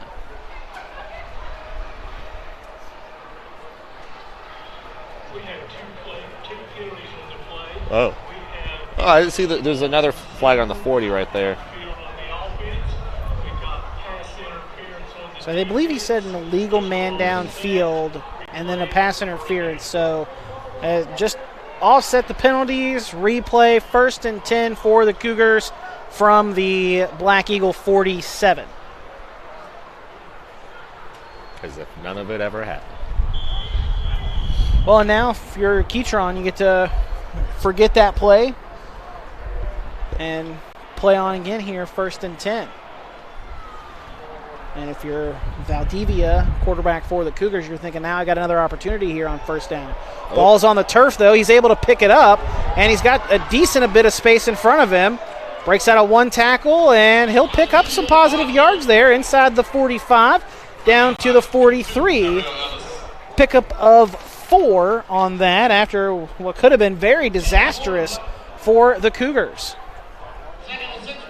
And that's the type of play you want to see from a very young freshman quarterback, able to turn a potential disaster into a 4-yard gain. Keep your cool and just try to get downfield instead of try to, be a hero. Just try to get what you can. 2nd and 6 now for the Cougars. Under 2 to go here in the first half. Capital with a 13-point lead. 3 of their touchdowns, though, have come not from the offense as Valdivia throws down the near side, and that one is caught. And breaking out of a tackle, spinning his way into the end zone for the Cougars is Damaji Clark. Touchdown for the Cougars. It's like they heard me say that their offense had only gotten 1 of their 4 touchdowns and said, you know what, we're going to get back in this one. 1:39 left here in the first half. Valdivia finds Clark for the score. Another impressive play from Valdivia there. Finally got for about 41 yards on that one and putting it right where it needed to be. Good job by Clark. It breaks free of that tackle attempt and marks his way down into the end zone. Been pretty impressed overall with Capital so far this season. It does not look like a 2-7 team to my eyes.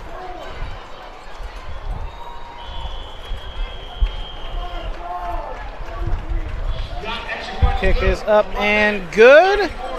Keep you right here with 1:39 to go in this first half.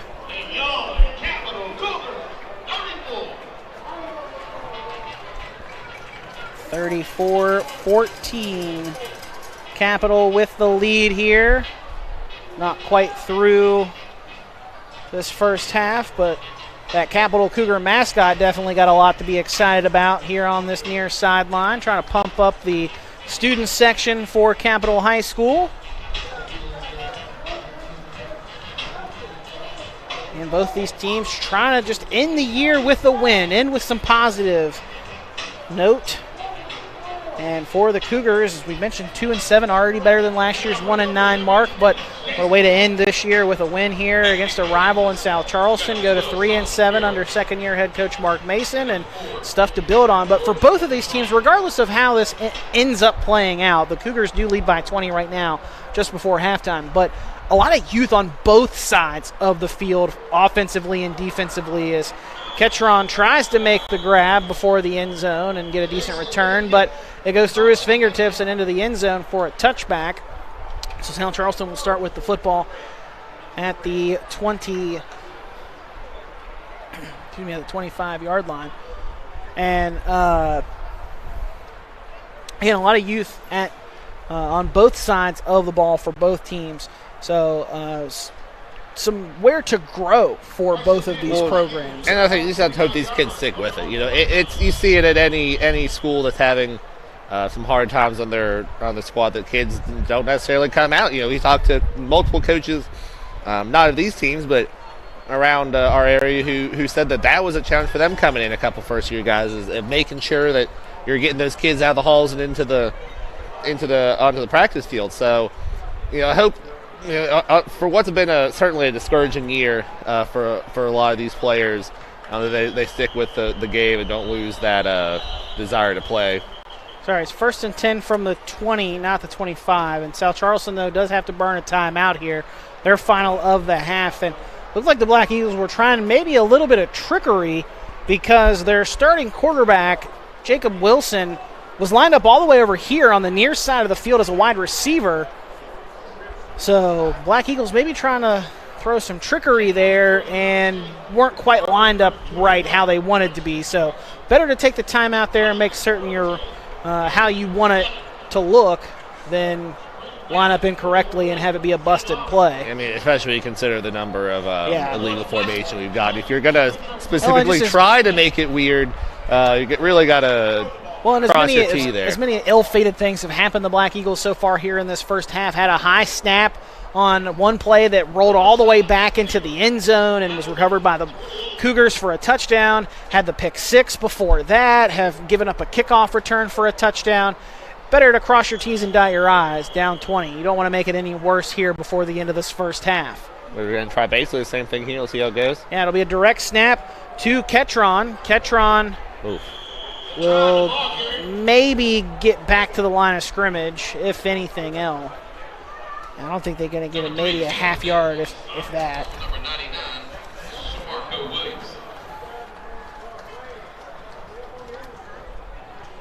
A little more than a minute to go until halftime.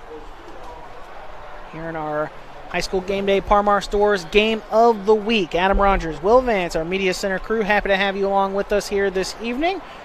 Our camera operator for tonight, Andrew Rose, our director-producer, Ethan Young, doing a fantastic job for us as always. Again, that Wildcat catcher on the quarterback will get back maybe to the line of scrimmage again. One side spotting him back at the line, one side spotting him back at the original line of scrimmage. I actually lost yardage there. Yeah. They are going to mark him back to the original line of scrimmage, or at least halfway back anyway, so a loss of a half yard. They do have to run one more play before about that. An 8-second differential between play clock and game clock. So the Black Eagles, as Will was saying there, will have to run one more before going into the locker rooms. I don't think they're going to get it off, though. 2 seconds on the play clock, one, and they do snap it, but it's not going to get off in time. And that'll back them up 5 yards. Clock stopped with 7 seconds, and at this point, you might just be better served to take a knee and go into the locker rooms instead of risking somebody potentially getting hurt. trying to run a play. Especially, and I say that not in jest or anything, but a lot of South Charleston players have made some big plays at times and then have come up hobbling here already in this first half. And the last thing you want to do is have somebody turn an ankle here before halftime when you still have a whole second half to play.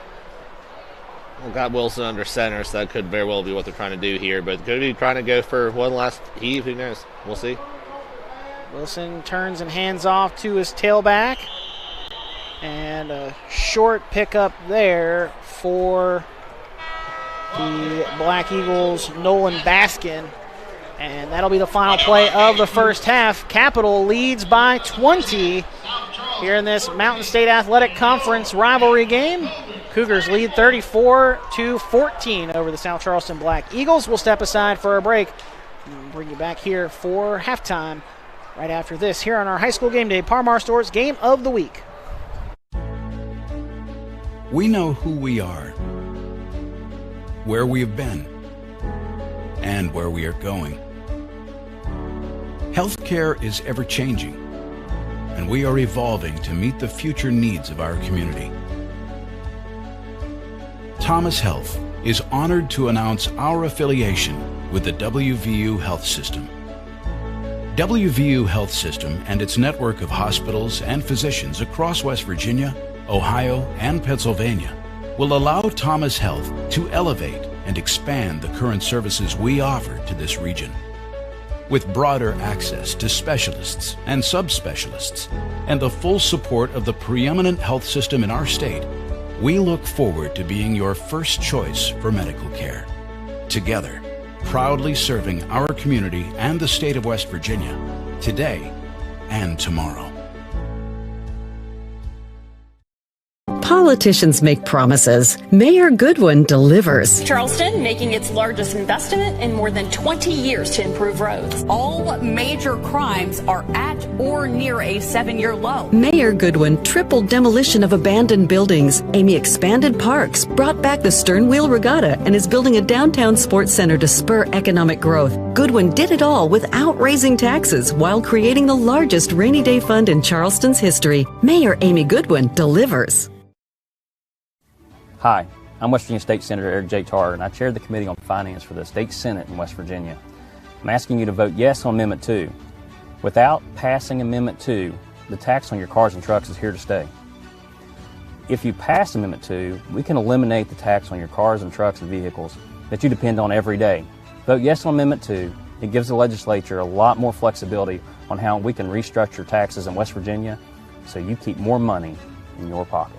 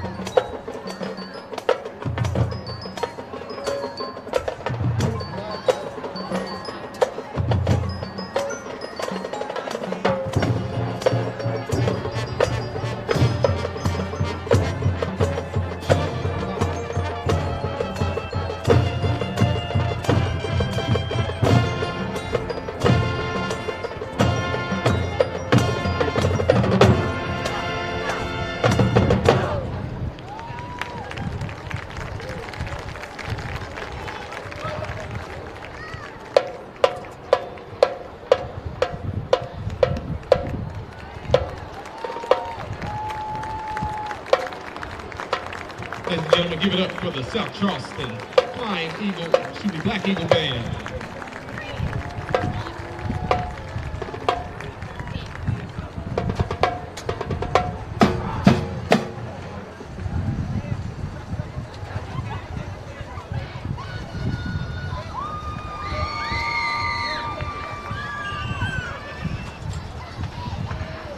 All right, and now fans. Taking the field is the pride of Capitol High. The band is under the direction of Christopher Shue. Additional staff includes Jenny Scott Clayton, Ken Tackett, Ryan Cooper, and Laura Cooper. The drum majors are Bosley Glenn and Eli Shin. This year, the pride of Capitol High ended the 4th runner-up in the state. This was out of over 55 bands. The band was also named grand champion at the Greenbrier East contest, first runner-up at the Cabell Midland contest, and major at festival. They were also named second runner-up at the John Marshall, Hurricane, Wyoming East, and Polka festivals, respectively. The band was also Class B champion 4 times this season. The band received superior ratings in the following: music, marching, general effect, percussion, drum major, twirler, music execution, and color guard. Congratulations to the band on a successful season. The band will now perform its entire award-winning show, The Colors of Music.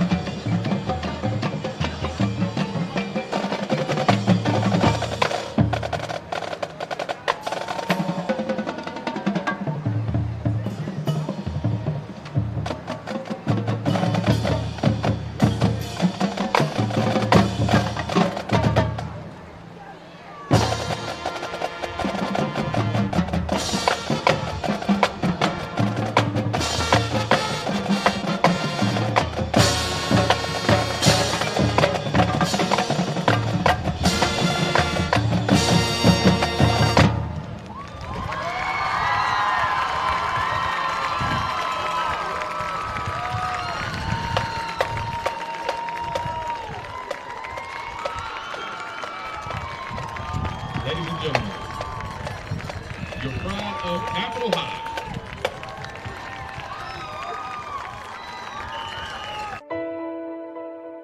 August 5th, 2013 was supposed to be the happiest day of my life.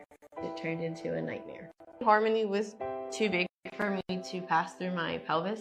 They thought the best option was to put the vacuum on her. She begged for a C-section over and over and over. They wanted to rush through it. Once Harmony came out, it probably wasn't 5 minutes. They rushed her to NIC unit, and then her head swelled the size of a watermelon. It pretty much crushed her whole skull. Ben Salingo was recommended to us by a family friend that he had represented. Having Ben Salingo on our side changed everything for the better. From day one, he did everything for us. He kept in touch with us pretty much on a daily basis to let us know what was going on and even just to check on us. It gave us closure as a family, a peace, a calming feeling over us that she can rest in peace finally. We know who we are, where we have been, and where we are going. Healthcare is ever-changing, and we are evolving to meet the future needs of our community.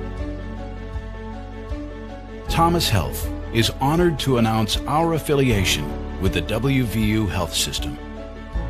WVU Health System and its network of hospitals and physicians across West Virginia, Ohio, and Pennsylvania will allow Thomas Health to elevate and expand the current services we offer to this region. With broader access to specialists and subspecialists and the full support of the preeminent health system in our state, we look forward to being your first choice for medical care.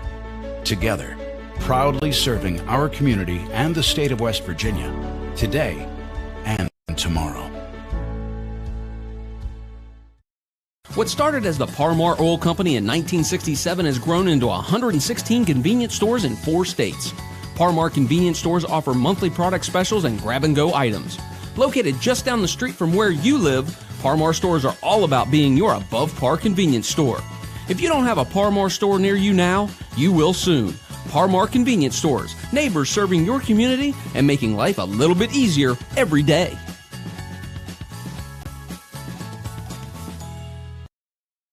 It's trick-or-treat season, and there's 3 things I can't wait to do. Give away all my candy corn. I'm just not into it. Put on my costume of my best amigo, Wes. Pretty spot on, don't you think? And haul away all my candy in my brand new truck from Dutch Miller Ram of South Charleston. During Ram Power Days, qualified buyers can get 0% financing for up to 6 years on select 2022 Ram Crew Cab and Quad Cab Laramies and Bighorns.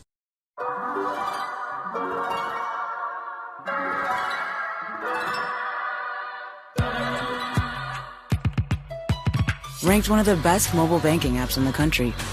True story. Welcome to Huntington. Buying a car is easier than ever. We're introducing the area's only personal shopper to help you find the perfect ride. This no-pressure team can help you find a vehicle in your budget, appraise your trade, work out payments, even pick out a vehicle that fits your needs, and send you all the information. You can have the car delivered to your house or choose our Fast Pass delivery and we'll have everything ready for you to pick up your new car quickly. Tell us exactly what you're looking for, your payment range and terms, and let us find the best options for you. Just go to ToddJFord.com and see for yourself. Make sure you are informed with HD Media. We are leading the state in local, digital, and print media. We are storytellers. We focus on education, health, entertainment, politics, opinions, sports, and the outdoors through our websites, print, or social and mobile apps. We work every day to enhance the lives of our customers by informing, entertaining, and empowering our readers in the communities we serve. We are HD Media. Winter is coming. It's time to remember Mullen Plumbing, Heating and Cooling. With cooler days ahead, now is the time to call Mullen Plumbing, Heating and Cooling and schedule your heating system tune-up. Our experienced technicians will provide you peace of mind with our comprehensive 15-point system service. Heating system service and safety inspection will ensure you aren't left in the cold this winter. Remember, Mullen Plumbing, Heating and Cooling. Call and schedule your tune-up today or visit us online at mullenplumbing.com.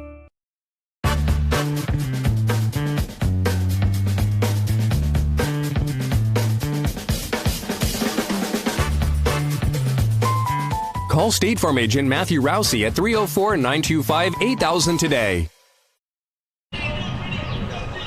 Tonight's game is sponsored in part by John Luoni, Republican candidate for the House of Delegates. John Luoni is committed to putting taxpayers first. John strongly supports cutting taxes to help our families plagued by 40-year high inflation. John Luoni also proposes new tough anti-crime legislation to help protect our families from the pervasive criminal element, and John is heartily endorsed by the Fraternal Order of Police. John is pro-family and pro-business, so remember, avoid the baloney. Vote John Luoni.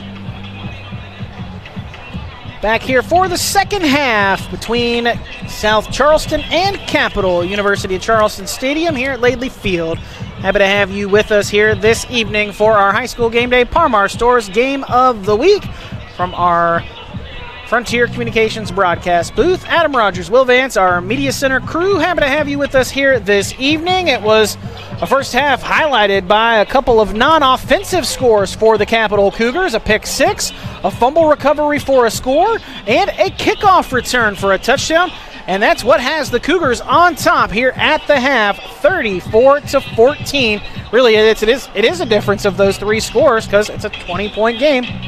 And Capital offensively has looked pretty good there on their two scoring drives, but outside of that, the offense hasn't really done a whole lot. But fortunately for it, the defense has picked up the slack when it's needed to. It's gotten two scores for itself and held South Charleston to just 14 points in this first half, Will. Yeah, Capital's defense looked really good, especially their defense on the outside, like we said, whether it be a running play or a passing play, anything to the flat or to the outside just has not been working for South Charleston today.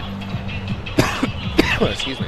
Yeah, it's been a lot of the interior runs that's been working, and it's been because of Aaron Clark, who has both of the touchdowns in that first half. And Clark averaging 8.5 yards a carry in that first half, 10 carries, 85 yards, and those two touchdowns.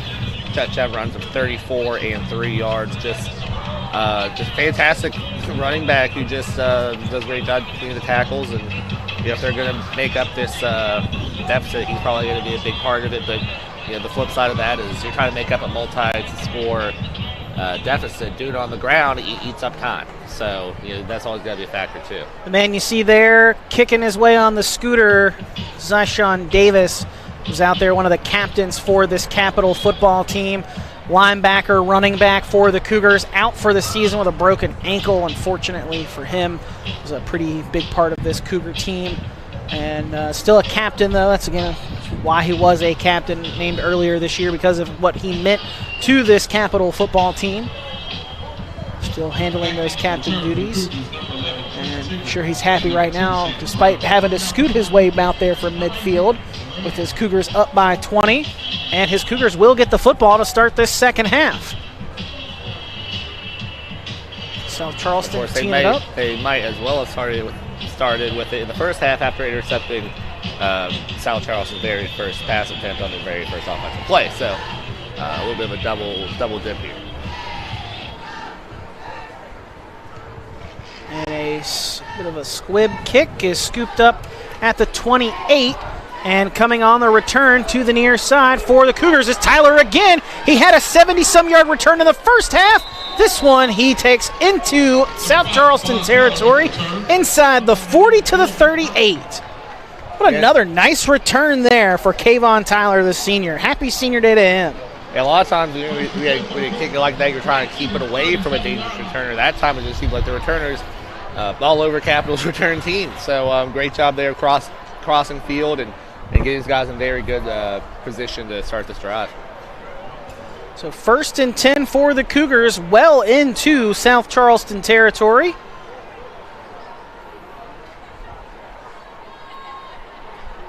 First and 10 from the 37, actually. They reset the chain over on that far side. Still a nice return for the Cougars to begin this second half. Valdivia, read option, keep it himself inside the 35. Decent run there for the freshman Valdivia. I like seeing him call his own number there. Didn't really have to do it too many times in the first half. Got out of pressure a couple of times. 3 carries for 13 yards. A fairly efficient ball carrier, though obviously he'd rather stay in the pocket. 2nd and 6 for the Cougars offense now to start this first drive of the second half. That 4-yard run by the quarterback. Hand it off this time, coming to the near side. A nice stiff arm there by the tailback, and still on his feet as he got down to the 20-yard line. And that was Shalik Hampton, the ball carrier. Hampton with a nice run down to the 19.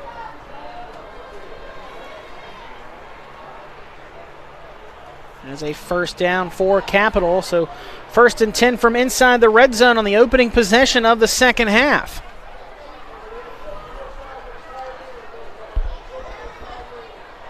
Valdivia takes a snap, pump fakes once, rolls to his right, escaping some pressure, and throws it across the middle, and it's intercepted. Coming up with the pick inside the 5 is Solomon Farrell. Farrell makes the interception and gives the football back to the Black Eagles. And that's one of those situations where, maybe if he was had a little more starting experience under his belt, he would have thrown that one away or just tucked it himself and pick up a few yards. And instead, he tried to thread the needle in the red zone, ends up intercepted. Well, it was a similar route run by 2 guys. One was underneath, and one was more over the top into the second level of that defense. And he had the guy underneath, but he didn't look at him. He was looking for the 6. And instead gets intercepted there, and that will bring the Black Eagles out on offense for the first time tonight here in the second half. Well, like we said, it's been almost as dangerous for South Charleston when Capital defense is on the field as when their offense is. So backed up here with a long field in front of them. Let's see if Capital's defense can clamp down again. Yeah, 1st and 10 from the 8 for the Black Eagles offense. A draw play goes to Clark, and Clark will get maybe 1. Yeah, they're going to give him up to the 9. And that time the Cougar defense did a really good job of tackling him, got him underneath. And the problem with starting him standing up in that shotgun is it takes a little while for his momentum to get him moving downhill. And when you're standing 5-6 yards in the backfield, once that momentum finally gets moving, you get at the line of scrimmage, and then somebody cuts you at the knees, and then you pick up a yard or 2. And plus, it's very clear that that's about the only thing working, so they're going to sell out to stop the Clark if they need to. Clark gets it this time, and again, he's met after maybe a 1-yard gain. They gave him 2 last time. Looks like they're going to give him 1 this time, up to the 11. They'll still bring up 3rd and 7 now for this Black Eagle offense, and there is a Black Eagle player down. While that player is seen Clark, to, I believe. And that's unfortunate if it is. It looks like it is Clark, yeah. He's now the 3rd South Charleston player who's had a play made that's then gone down and gotten rolled up on. Dias had it happen to him in the first half, as well as Dylan Fawcett had it happen to him in the first half. Fawcett had pretty much the only good reception, a 21-yard catch and run, but like I said, he came up lame, and I don't think he's been back in. And we haven't seen Delvecchio Dias come back in either since he was injured. So we'll continue to monitor them. And this is a South Charleston team that's been just ravaged with injuries, defection. It's been a rough go, to say the least, for South Charleston this year, with Carl Lee in his first season as the head coach. 10 seconds on the play clock. Black Eagles going to switch into a quad. High snap, and Wilson sacked, ball in the end zone, and it's recovered for a touchdown. Up to 4 non-offensive touchdowns now for Capital. Second fumble recovery in the end zone there. The first one was off of a bad snap. That one just blindsiding Wilson while he was trying to get rid of the ball.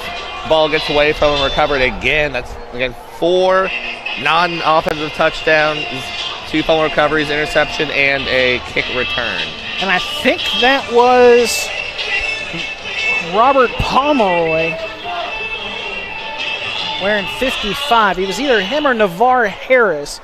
And with these National Guard uniforms, a little harder to discern who it is because not all of the numbers match up.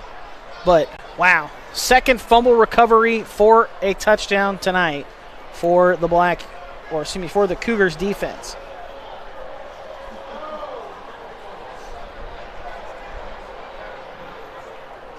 So it was what, an 11-yard sack, right, into the fumble recovery? Yeah.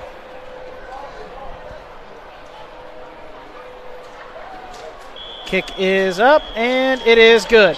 41-14 our score here with 9:14 to go in the third quarter. We'll step aside for a quick break and then be back with more right here after this on our High School Game Day Par Mar Stores Game of the Week.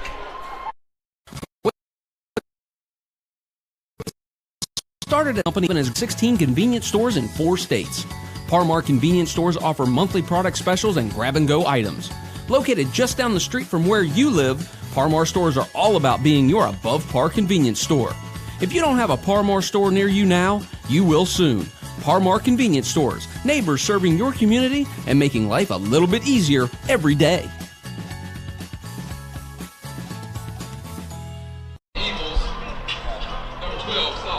Capital Cougars sideline fired up after their second fumble recovery for a score here in this contest. The third defensive touchdown, fourth defensive special teams touchdown tonight for the Cougars. They've got, again, 2 fumble recoveries for a score, a pick 6, a kickoff return for a score. And it'll be Ketron on the return coming from the near side. Going to go to the far side of the field. He's got a gap there up across the 30 to the 40, and he'll be shoved out of bounds. And there are 4 flags, 3 flags on the field. There's a block that got a groan out of the audience. I think that was where a lot of them came from, if not all of them. Yeah, so more than likely going to be coming back. But yes, there are multiple flags on the field. With 9:04 to go here in the third quarter. Game where both of these teams just trying to get some momentum going into the off season. South Charleston trying to end the year with a win, spoil senior night for the Capital Cougars after getting their first win 2 weeks ago on their own senior night. So block on the back declined on South Charleston. A blindside block is called. Yeah, that one back near the 20-yard line. Got the response from the crowd.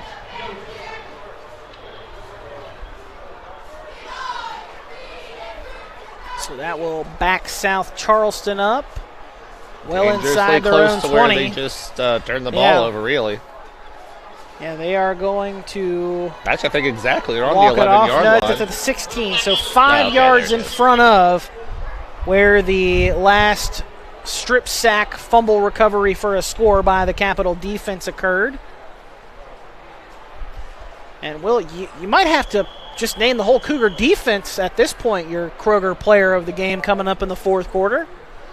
I mean, it's just really hard to hard to argue with 3 scores from the defense. Holding the other team to only 2 and not very many yards. I'd have to sit down for a second and look at it, but I can't imagine they're very far over 100 yards. Clark has himself with that. Was that Clark? Well, that was Ketron with the run there. But we do have another flag that comes out at the end of that play. Wait for what the ruling is, but the way that the Cougars are heading, it seems that they're expecting it to be against them. And an unsportsmanlike conduct called against the Cougars, so a dead ball foul will give the Black Eagles an automatic first down. Quick addition, Adam. So far, South Charleston under 120 total offensive yards. Well, this is a South Charleston offense that has struggled mightily this year, being outscored 399 to 56 coming into tonight's contest. But they are beating their season average. Yes, so their season average is 6.2 points per game, so already 8 points more than that. But also just 3 points off of their season average for points given up at about 44 per game. With well over 20 minutes of football left. But still some time for the Black Eagles to get some stuff going here. And trying to end the season positively. Ketron stopped in the backfield for a loss. And he'll lose 2, maybe 3, depending on where they ultimately spot him. But that first down after the personal foul put the ball 1st and 10 at the 33, so they'll give him a loss of 2 back to the 31.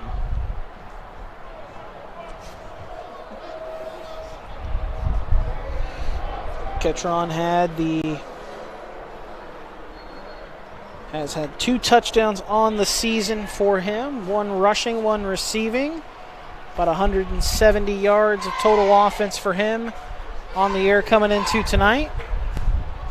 And he's now in the backfield, gets a handoff there. And he'll pick up the yardage he just lost and then add a little more to it as he gets up across the 35 to the 37. Ketron, another one of these young players on this Black Eagle team, just a sophomore.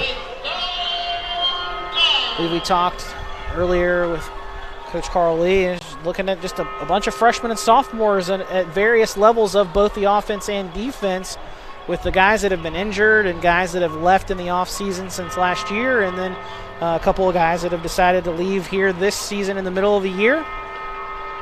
So it's been quite a bit of growing pains for this Black Eagle team, and you could say the same thing for Capital, as Wilson pulls down a high snap, floats it out to Ketron, and he's going to be stopped there behind the line of scrimmage back at the 35, a 3-yard loss. Great job by that Capital defense. And, Will, there's another example there of getting out into space. Looks like the Black Eagles are going to be able to do something there in space, and then the Cougars are there to swarm on him. Yeah, very sure tackling and just good job of reading what's going on, even if they can't intercept like they have several times. A sure-handed tackle. It looked like he may be able to find that corner, but was unable to escape. Just great job by this Capital defense defending the perimeter. Now this punt coverage team's got to be feeling like, well, everybody else is getting on the score. Let's see if we can block it. They've already got their hands on one, but it wasn't a complete block. See what they can, and we've got a flag that comes.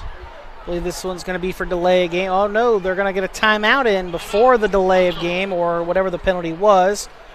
So timeout by the Black Eagles. We'll keep you right here. Want to thank our sponsors for our broadcast tonight. Again, Kroger will provide our player of the game coming up in this 4th quarter. Also want to thank the Frontier Communications folks for providing our broadcast location here with our Media Center crew. Always appreciate them. And West Virginia Coal Association. Still, coal keeps the stadium lights on. Martin Transport. Join our team of professional drivers for the best pay and benefits. Learn more at driveformartintransport.com. Summit Community Bank, a Forbes magazine Best in West Virginia bank. Find out more at mysummit.bank. Mullins Plumbing and Heating, a proud partner of Gameday. Contact us today for a free consultation. Klasky Orthodontics for all your cosmetic and dental care needs. Contact aperfectsmile.com. And United Bank. United Bank is a proud partner of HD Media's High School Game Day. For all your personal and business financial needs, go with West Virginia's bank at bankwithunited.com. And Adam Rogers, our Media Center crew, and Will Vance with you this evening here from our Frontier Communications booth on our High School Game Day Parmar Stores Game of the Week. 4th down and 9, or 8 rather, for the Black Eagles. Just gets the punt away, and it'll take a Cougar bounce that'll drop at the 49, and a Cougar tried to pick it up and go with it and was immediately tackled. That's another, I think the last one was South Charleston, but another very risky pickup of a punt when you probably should have just either let it go or call for the fair catch. But like that first time, did not result in a turnover, so is what it is. Still, Capital starting in a fantastic field position right there on just... right at the 50. Yep. Yeah, they're going to spot it back at the 50 and say that's where he gained possession of it. Excuse me. 5:54 to go here in this 3rd quarter. So far, it is the Cougar defense that has found the scoreboard here in the second half. An 11-yard fumble recovery in the end zone for the second fumble recovery score of the evening for the Cougar defense. Pitch pass up the in the front here. Jet to Brown. Shannon Brown will have a decent run, and he will get down to the 41. So a 9-yard pickup there on that pitch pass to Shannon Brown. It's going to be second and short for the blue and gray.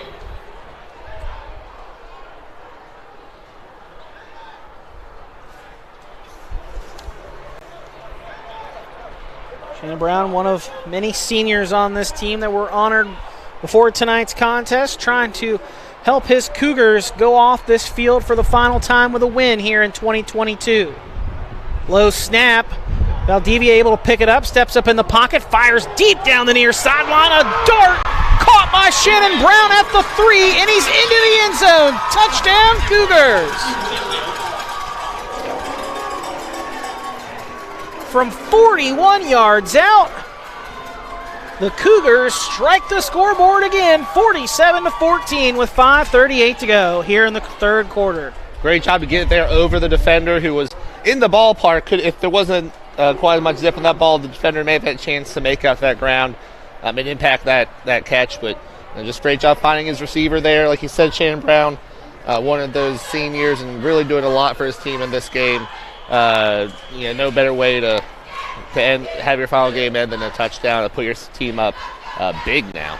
Brown with all 50 yards on that drive. 2-point conversion try. Snap was bad and still alive for a moment. Scott got the pitch to him and then just ran out of bounds. So 2-point conversion, no good. Score stays 47-14 with 5:38 to go here in the third quarter. We're back with more action right after this here on our High School Game Day Par Mar Stores Game of the Week. It's trick-or-treat season, and there's 3 things I can't wait to do. Give away all my candy corn. I'm just not into it. Put on my costume of my best amigo, Wes. Pretty spot on, don't you think? And haul away all my candy in my brand new truck from Dutch Miller Ram of South Charleston. During Ram Power Day, qualified buyers can get 0% financing for up to 6 years on select 2022 Ram Crew Cab and Quad Cab Laramies and Big.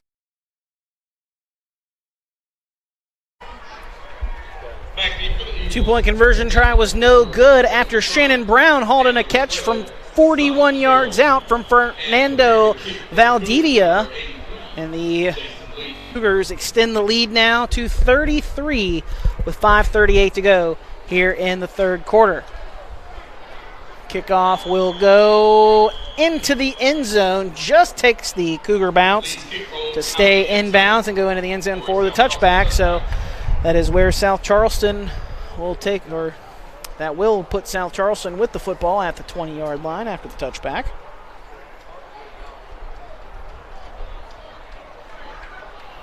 .538 to go here in the third quarter.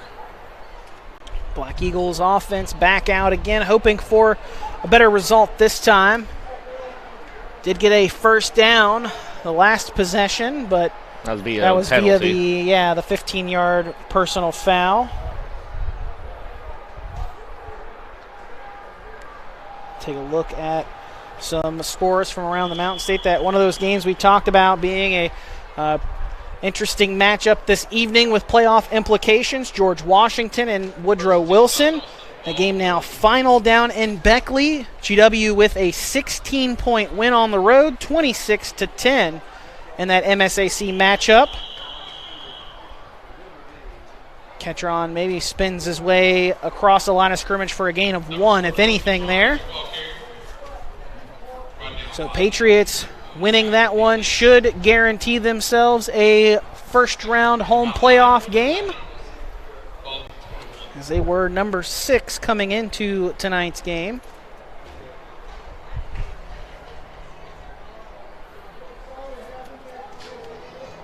And then, like we said before, normally you'd have South Charleston and Capital right up there in those rankings competing too. And this year it's only GW from the immediate Charleston area. Looks like playoff bound. Deep throw down the far side of the field, and no flag comes out. That's a good no call. Yeah, the South Charleston sideline wants a pass interference call. No, it's just their feet getting tangled. I mean, I get it. I get their what they're calling for, but That did look like an innocent feet getting tangled up situation. Jaden Motley, the intended receiver. As of about 10 minutes ago, have an update for Huntington Hurricane. Hurricane leads 21-17 with a little more than 4 minutes to go in the fourth quarter. In that one, try to get you an updated score on that as best we can. And there we go. There it is. Gavin Locko with a 6-yard touchdown run for Huntington puts the Highlanders back on top, 21-17 with 43 seconds to go in the fourth quarter there.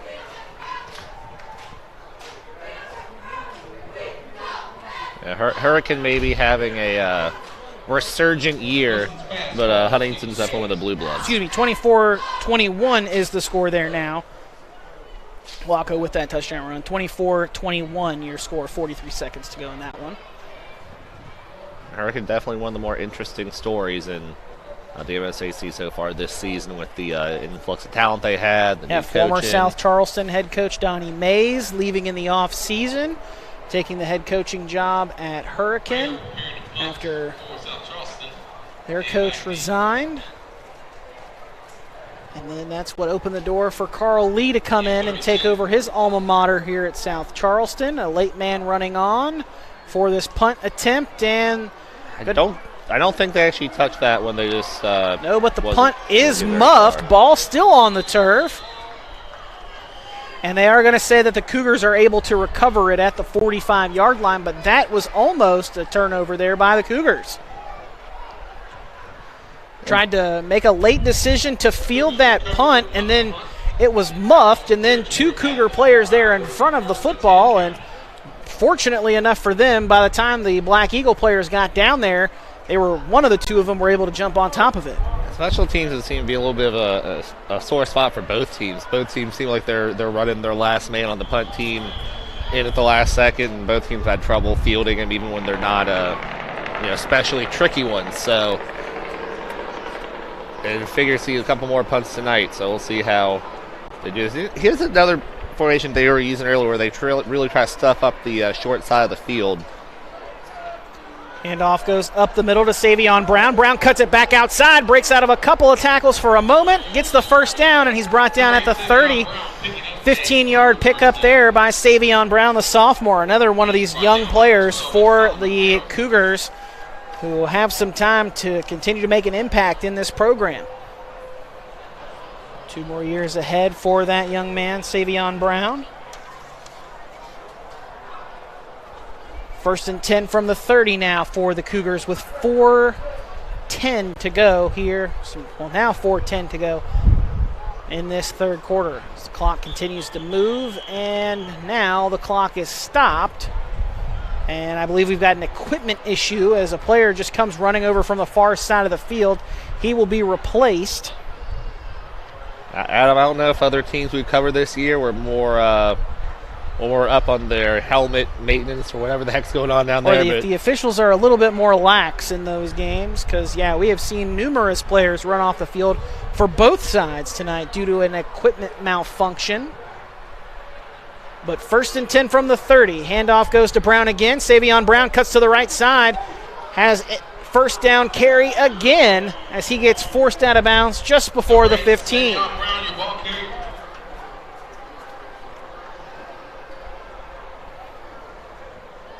Brown down to the 17-yard line. Give him 13 on that run. So 28 yards on his last 2 carries.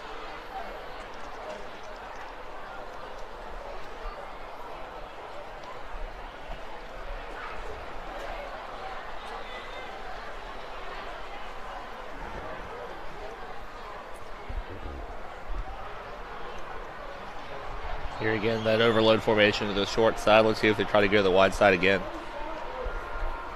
Snap is back to Valdivia, and he is showing some magic with his feet inside the 10. Should have enough for another first down for the Cougars.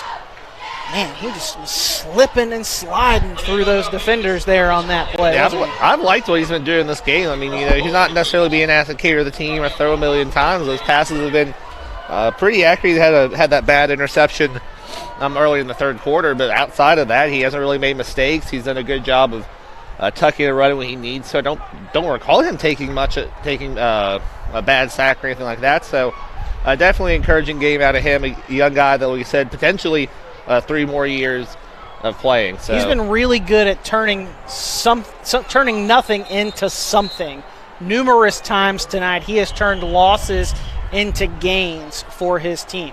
3:10 to go, though. The Cougars will take a timeout. First of the second half comes with Capital on top, 47-14, but are inside the goal line area. We'll find out what happens with the Cougars drive when we come back right after this here on our High School Game Day Par-Mar Stores Game of the Week.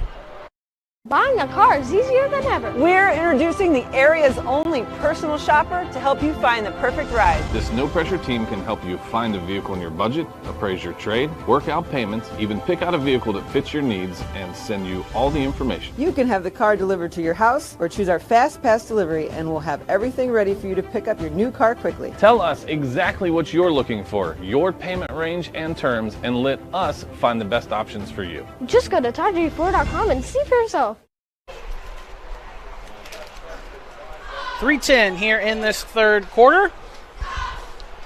First and goal from the 5 for the Cougars coming up. A game that's really been all Capital. Capital's defense with 3 scores. Trying to stretch it out there, and Black Eagles sniffed that one out. Shalik Hampton, the ball carrier there, is brought down after a loss of 6. Yeah, 6 back to the 11. And then making that tackle, I believe it was Fawcett who, if I was right, he's the first time I've noticed him back in after he got banged up, I believe, in the second quarter. Good to see. So that a lot of South Charleston guys have gone down with injury. If I was right on that, at least one came back. Looks like number 17. Yeah, that is Fawcett there, lined up in that middle linebacker spot for the Black Eagles. Just hadn't been involved in a whole lot of plays since that injury, it seems. And this play gets blown dead on second and goal from the 11. A lot of flags here this evening.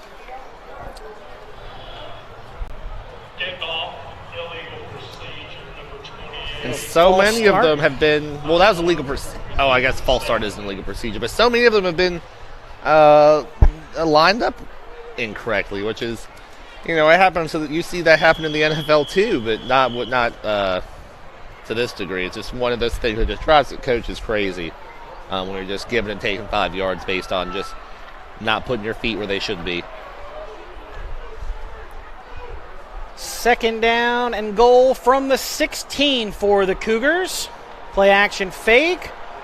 Valdivia passes it out, and it is tipped off of his intended target's hands and incomplete.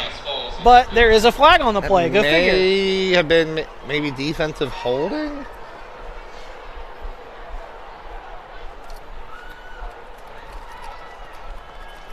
This is easily the most penalty flags I think we've seen all year, Will.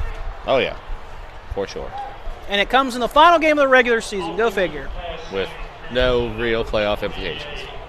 15 yards. Pass interference against the Cougars. Back them up 15 from the 16-yard line. So it'll be first and goal from the 31. At least or a second, actually, I believe. Check that. Second and goal from the 31. Even better.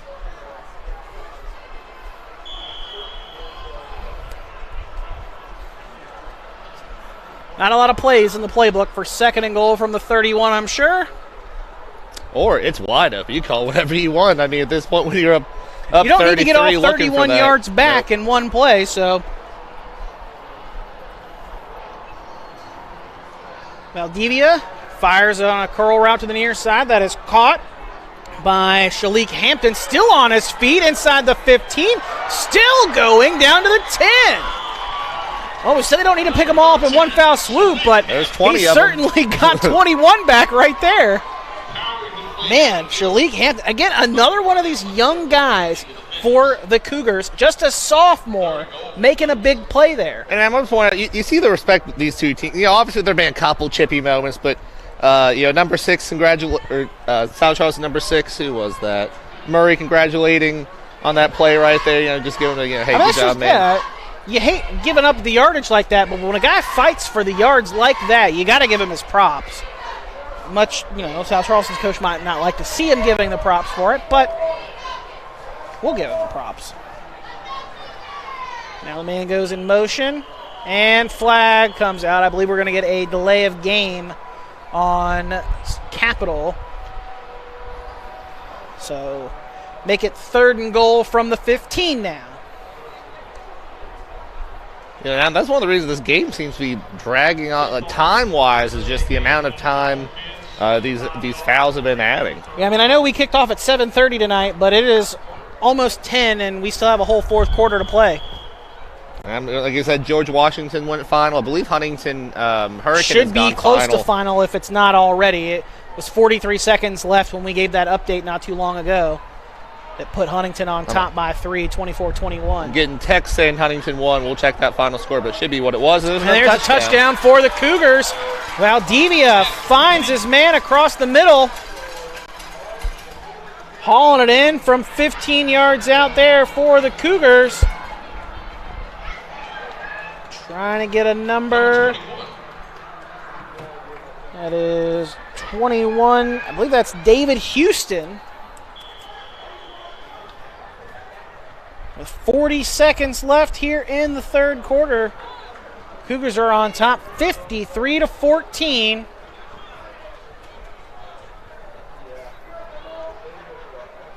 Man, this is a team that averaged not even 10 points a contest coming into this one, so it's got to feel good for these Capital Cougars on senior night to finally get some points up on the board and be having fun out there. It's always more fun when you're scoring.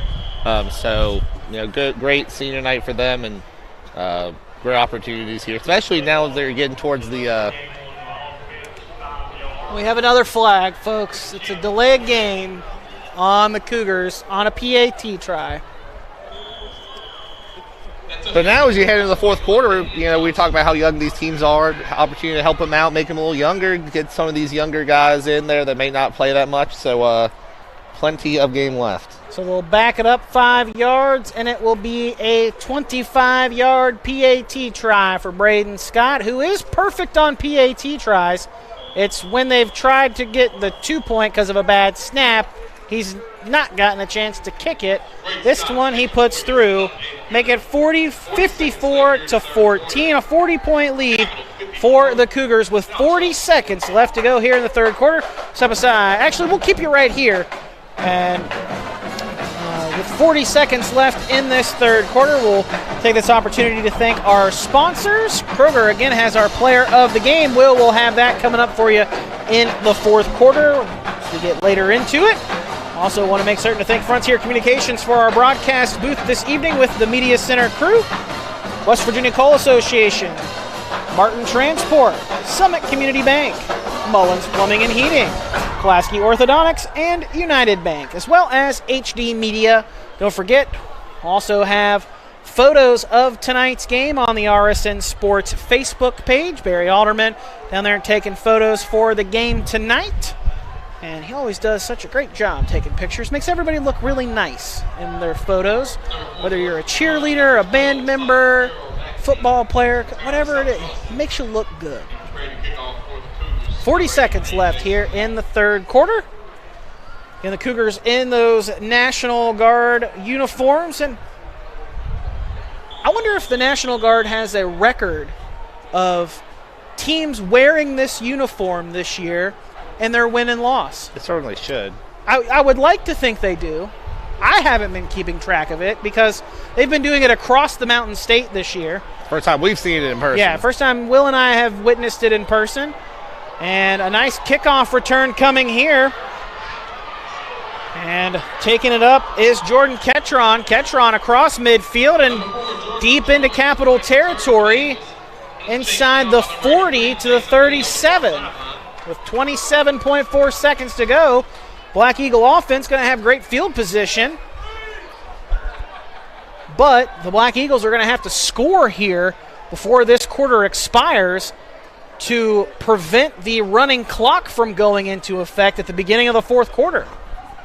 because it is a 35-point running clock in the fourth quarter. Once it starts to run, it will not stop except for a score, an injury, a timeout. Even if the opposing, even if, in this instance, if South Charleston gets back within 35, once we get to the fourth quarter, the clock will still continue to roll. They're not going to stop it and go back to normal clock procedures. Had an instance like that earlier this year with George Washington. Had a game there where they were up 35 at one point. The clock started to roll, and then team they were playing got back within 35, and then we were like, well, wait a minute. What happens now? This doesn't happen very often. And it turns out that they just keep it rolling. I think they should have a roll. Maybe if you get within 21, maybe then you go back to regular clock. I mean, 35 points is pretty difficult to overcome, so not that would come up very often, but I don't know. The WVSSAC hasn't consulted me on the rule change. And I think me and Spanky would have a lot to say. If there were one rule change with the running clock I'd like to see instituted, it would be 35 at any point in the second half. Yeah, I could Ketron with a run there after picking up 5 yards for the offense on an offside by the Cougar defense. Ketron close to a first down there. Well, now they're going to say short a yard. Initially, we're marking him pretty close to it, but that looks like it's going to be the final play of this third quarter, so they'll flip ends of the field. Scoreboard will reset with 12 minutes, and we'll get ready to play the fourth quarter when we come back. It will be a running clock when we come back. South Charleston trailing Capital by 40 here in the final week of the regular season. Cougars lead 54-14. We're back with the fourth quarter right after this here on our Parmar Stores Game of the Week. Politicians make promises. Mayor Goodwin delivers. Charleston making its largest investment in more than 20 years to improve roads. All major crimes are at or near a 7-year low. Mayor Goodwin tripled demolition of abandoned buildings. Amy expanded parks, brought back the Stern Wheel Regatta, and is building a downtown sports center to spur economic growth. Goodwin did it all without raising taxes while creating the largest rainy day fund in Charleston's history. Mayor Amy Goodwin delivers. Hi, I'm West Virginia State Senator Eric J. Tarr, and I chair the Committee on Finance for the State Senate in West Virginia. I'm asking you to vote yes on Amendment 2. Without passing Amendment 2, the tax on your cars and trucks is here to stay. If you pass Amendment 2, we can eliminate the tax on your cars and trucks and vehicles that you depend on every day. Vote yes on Amendment 2. It gives the legislature a lot more flexibility on how we can restructure taxes in West Virginia so you keep more money in your pocket. Well, I said we were going to put 12 minutes on the board, but we're actually going to put 8 minutes on the board. It's already started. And it's already started moving here in this fourth quarter. 2nd and 1, though, for the Black Eagles to start this fourth quarter. Wilson drops back to pass, throws one deep down the far sideline, looking for 6, and does he make the grab? No, he doesn't. Oh, that looked great, man, he made the catch. The man there making the grab, Jaden Motley, did haul it in, but he was just out of bounds, and I thought he toe-tapped and got it in, but and that was the prettiest throw I think I've seen from either quarterback so far. Man, I wanted that one for him. Heck, I think Capital might have wanted it for him at this point. That was a good throw.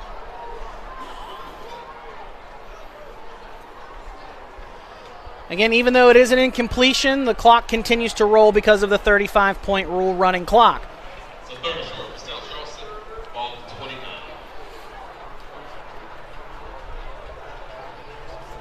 We'll get our Kroger player of the game after this possession by the Black Eagles.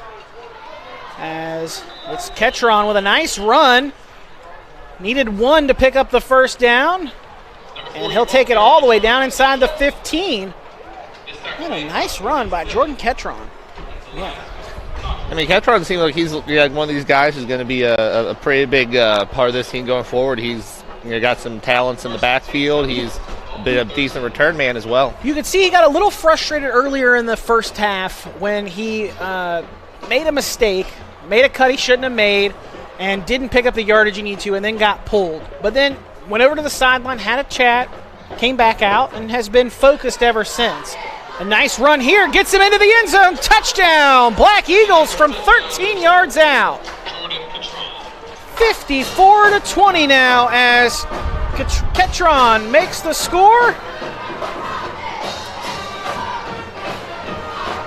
And Garland, it only took 2 minutes on the rolling clock.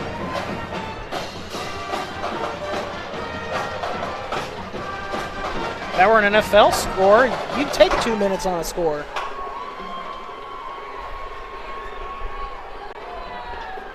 Six minutes to go here in the fourth quarter. And PAT try on the way for the Black Eagles, and looks like they're going to go for two. Might as well. Why not? Again, running clock only stops for scores, timeouts, or injuries. There was the score. That's why the clock is stopped, and Black Eagles going to go for two. Ketron again, cuts into the end zone. 2-point conversion tries, good. 54-22 now our score, making a 32-point lead for the Cougars. And we'll step aside for a quick break. We'll be back with more right after this here on our High School Game Day Par-Mar Stores Game of the Week.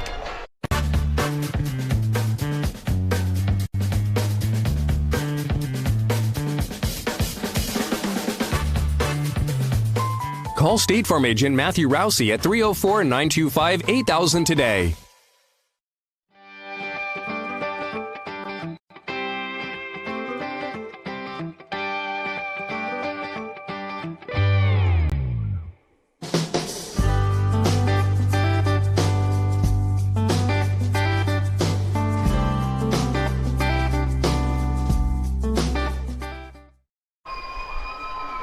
Just over 6 to go here in the fourth quarter between Capital and South Charleston. Both teams were hoping to come in and take a win going into the off season, but it looks like it'll be the Capital Cougars who come home with the victory tonight. Winning on senior night after honoring their senior class before tonight's contest. And it was a long senior recognition before tonight's game between the football players, the cheerleaders, dance team, and the band members. But a lot of seniors on this Capital football team. A lot of underclassmen, though, have been playing. And this is a Capital team that hopefully can ride this momentum of this win over a rival in South Charleston into the offseason and get better coming back into 2023. Another decent return was drawing up there for the Cougars, but stopped just before the 30-yard line, and there is a flag that's on the field.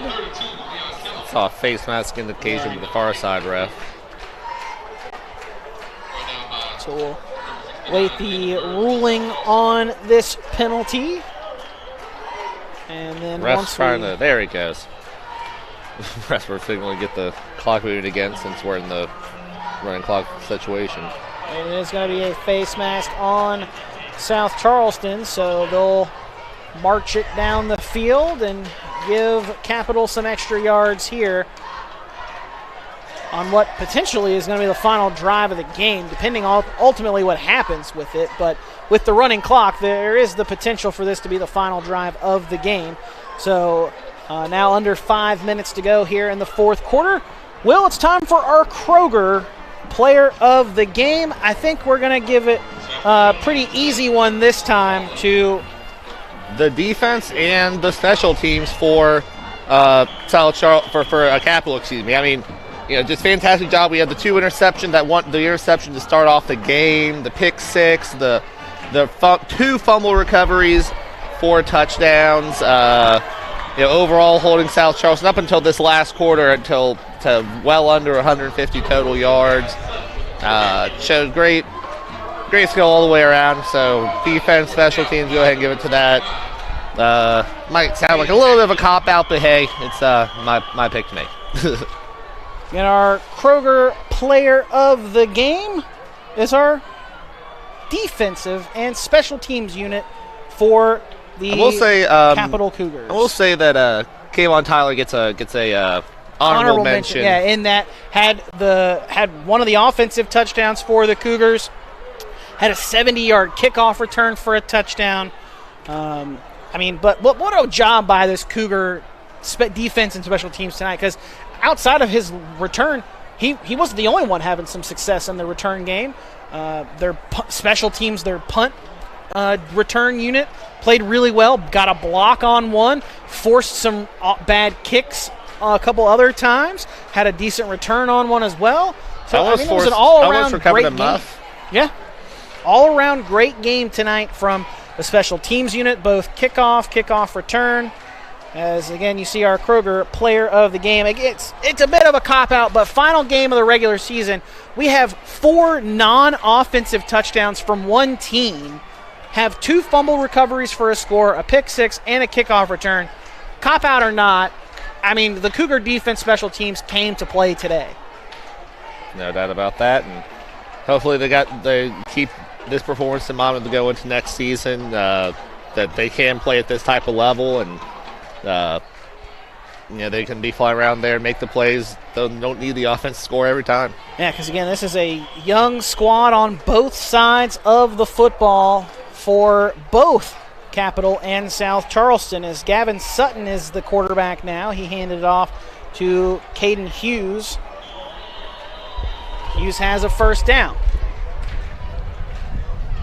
Missed a big play earlier in this drive that set the Cougars up inside of South Charleston territory. And that's how they now have it 1st and 10. A couple of plays later at the Black Eagle 26-yard line. So again, this is a matchup that doesn't have really any playoff implications on either side, as both teams coming in with less than stellar records to their credit. Capital 2-7 on the year, but we'll look to get win number 3 here, a 2-win improvement over last year in the second year for head coach Mark Mason. Black Eagles were going to finish at 1-9 this season, but head coach Carl Lee has gone through quite a bit since taking over the reins of this program, with players leaving, players getting hurt, transferring out. Yeah, it's just been a rough go for Carl Lee. Hopefully, with a full off season ahead of him now, has a chance to go out, recruit the halls again, maybe South Charleston, get some of the guys that are there in the building already who didn't come out, try to get them out there for what hopes to be a new look South Charleston team next year. Again, a lot of youngsters on that team, as is for the Capital Cougars. But Will and I excited to get playoffs started next week. As here's another nice run by Caden Hughes. And Will and I believe we are going to be on the hill next week for whoever GW is matched up with in their contest. And I know Will and I are both hoping that it's a Friday night matchup instead of a Saturday one, as the Thundering Herd are set to take on Appalachian State next Saturday, a 3:30 kickoff at Jones C. Edwards Stadium. But Marshall, before it gets to that Appalachian State game, is going to have to go down to Norfolk and take on the Old Dominion Monarchs tomorrow at 2 o'clock. Marshall, the odds makers picking Marshall win them by 3, but Old Dominion's been a very difficult team so far this season. Yeah. Beat Virginia Tech and Grant Wells earlier this year. Beat Coastal Carolina pretty handedly at Coastal earlier this year. And I know a lot of people around the area here will be looking forward to West Virginia's game at Iowa, or in Iowa, I should say, at Iowa State. They're in Ames, a 3:30 kickoff on the Big 12 Network, ESPN+. I'm sure a lot of West Virginia fans probably making the trip too, potentially, for that game. If you want to get out and explore the Big 12 before things start to change here in the coming years with conference expansion. I mean, until Cincinnati joins, I think that might be the closest opponent. And then just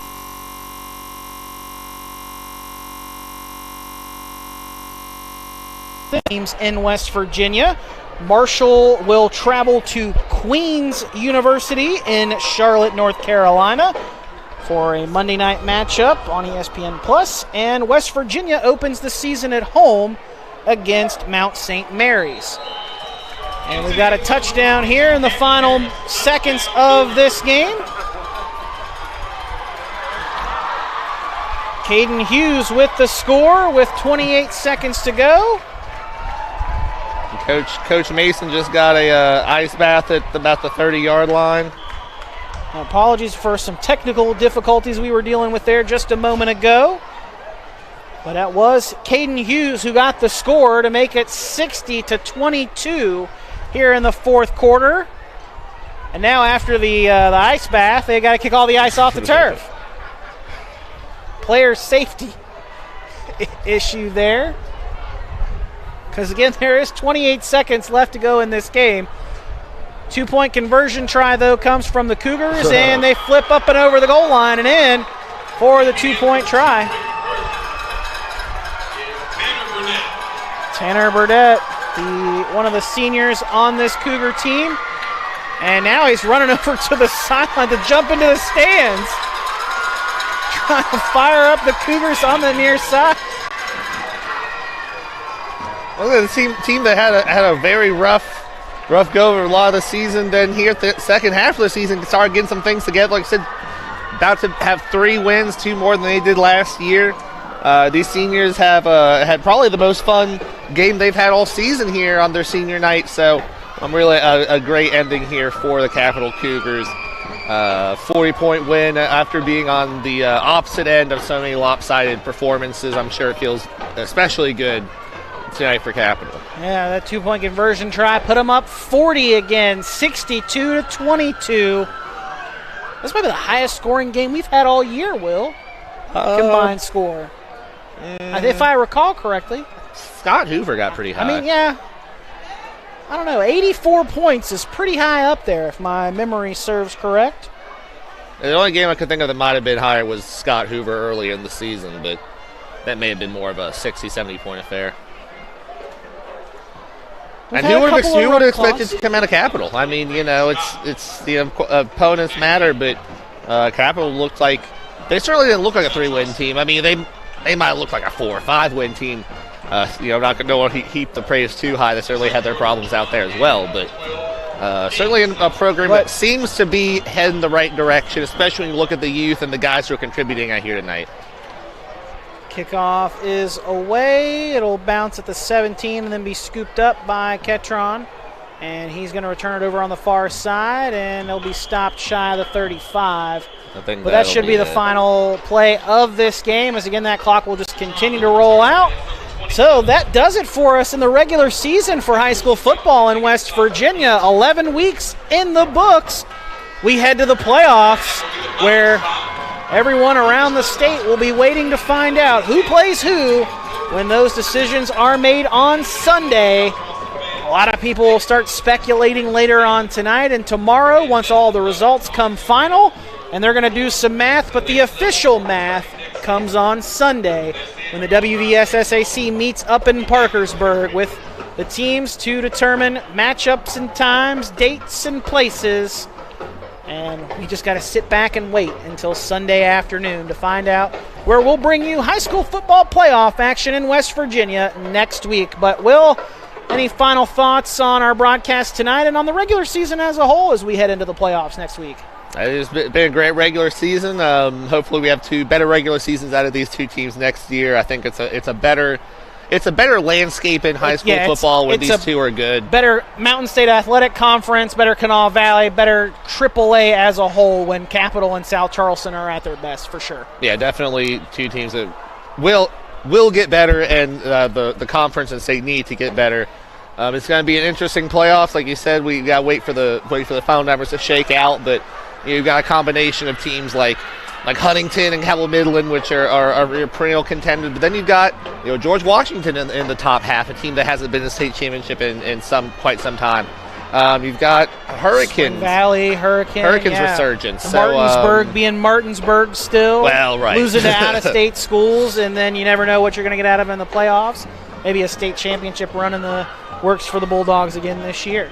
And so definitely it'll be interesting to see how that bracket shakes out and see who comes to the hill, who's going to be up on take on the Highlanders, and a lot of interesting matchups going to come out of that. Yeah, excited to see where those playoff matchups take place when they get announced on Sunday, especially the times, because again, you could play Friday night, you could play Saturday afternoon, or you could play Saturday afternoon or evening, depending on where the visiting team is coming from and when they want to play.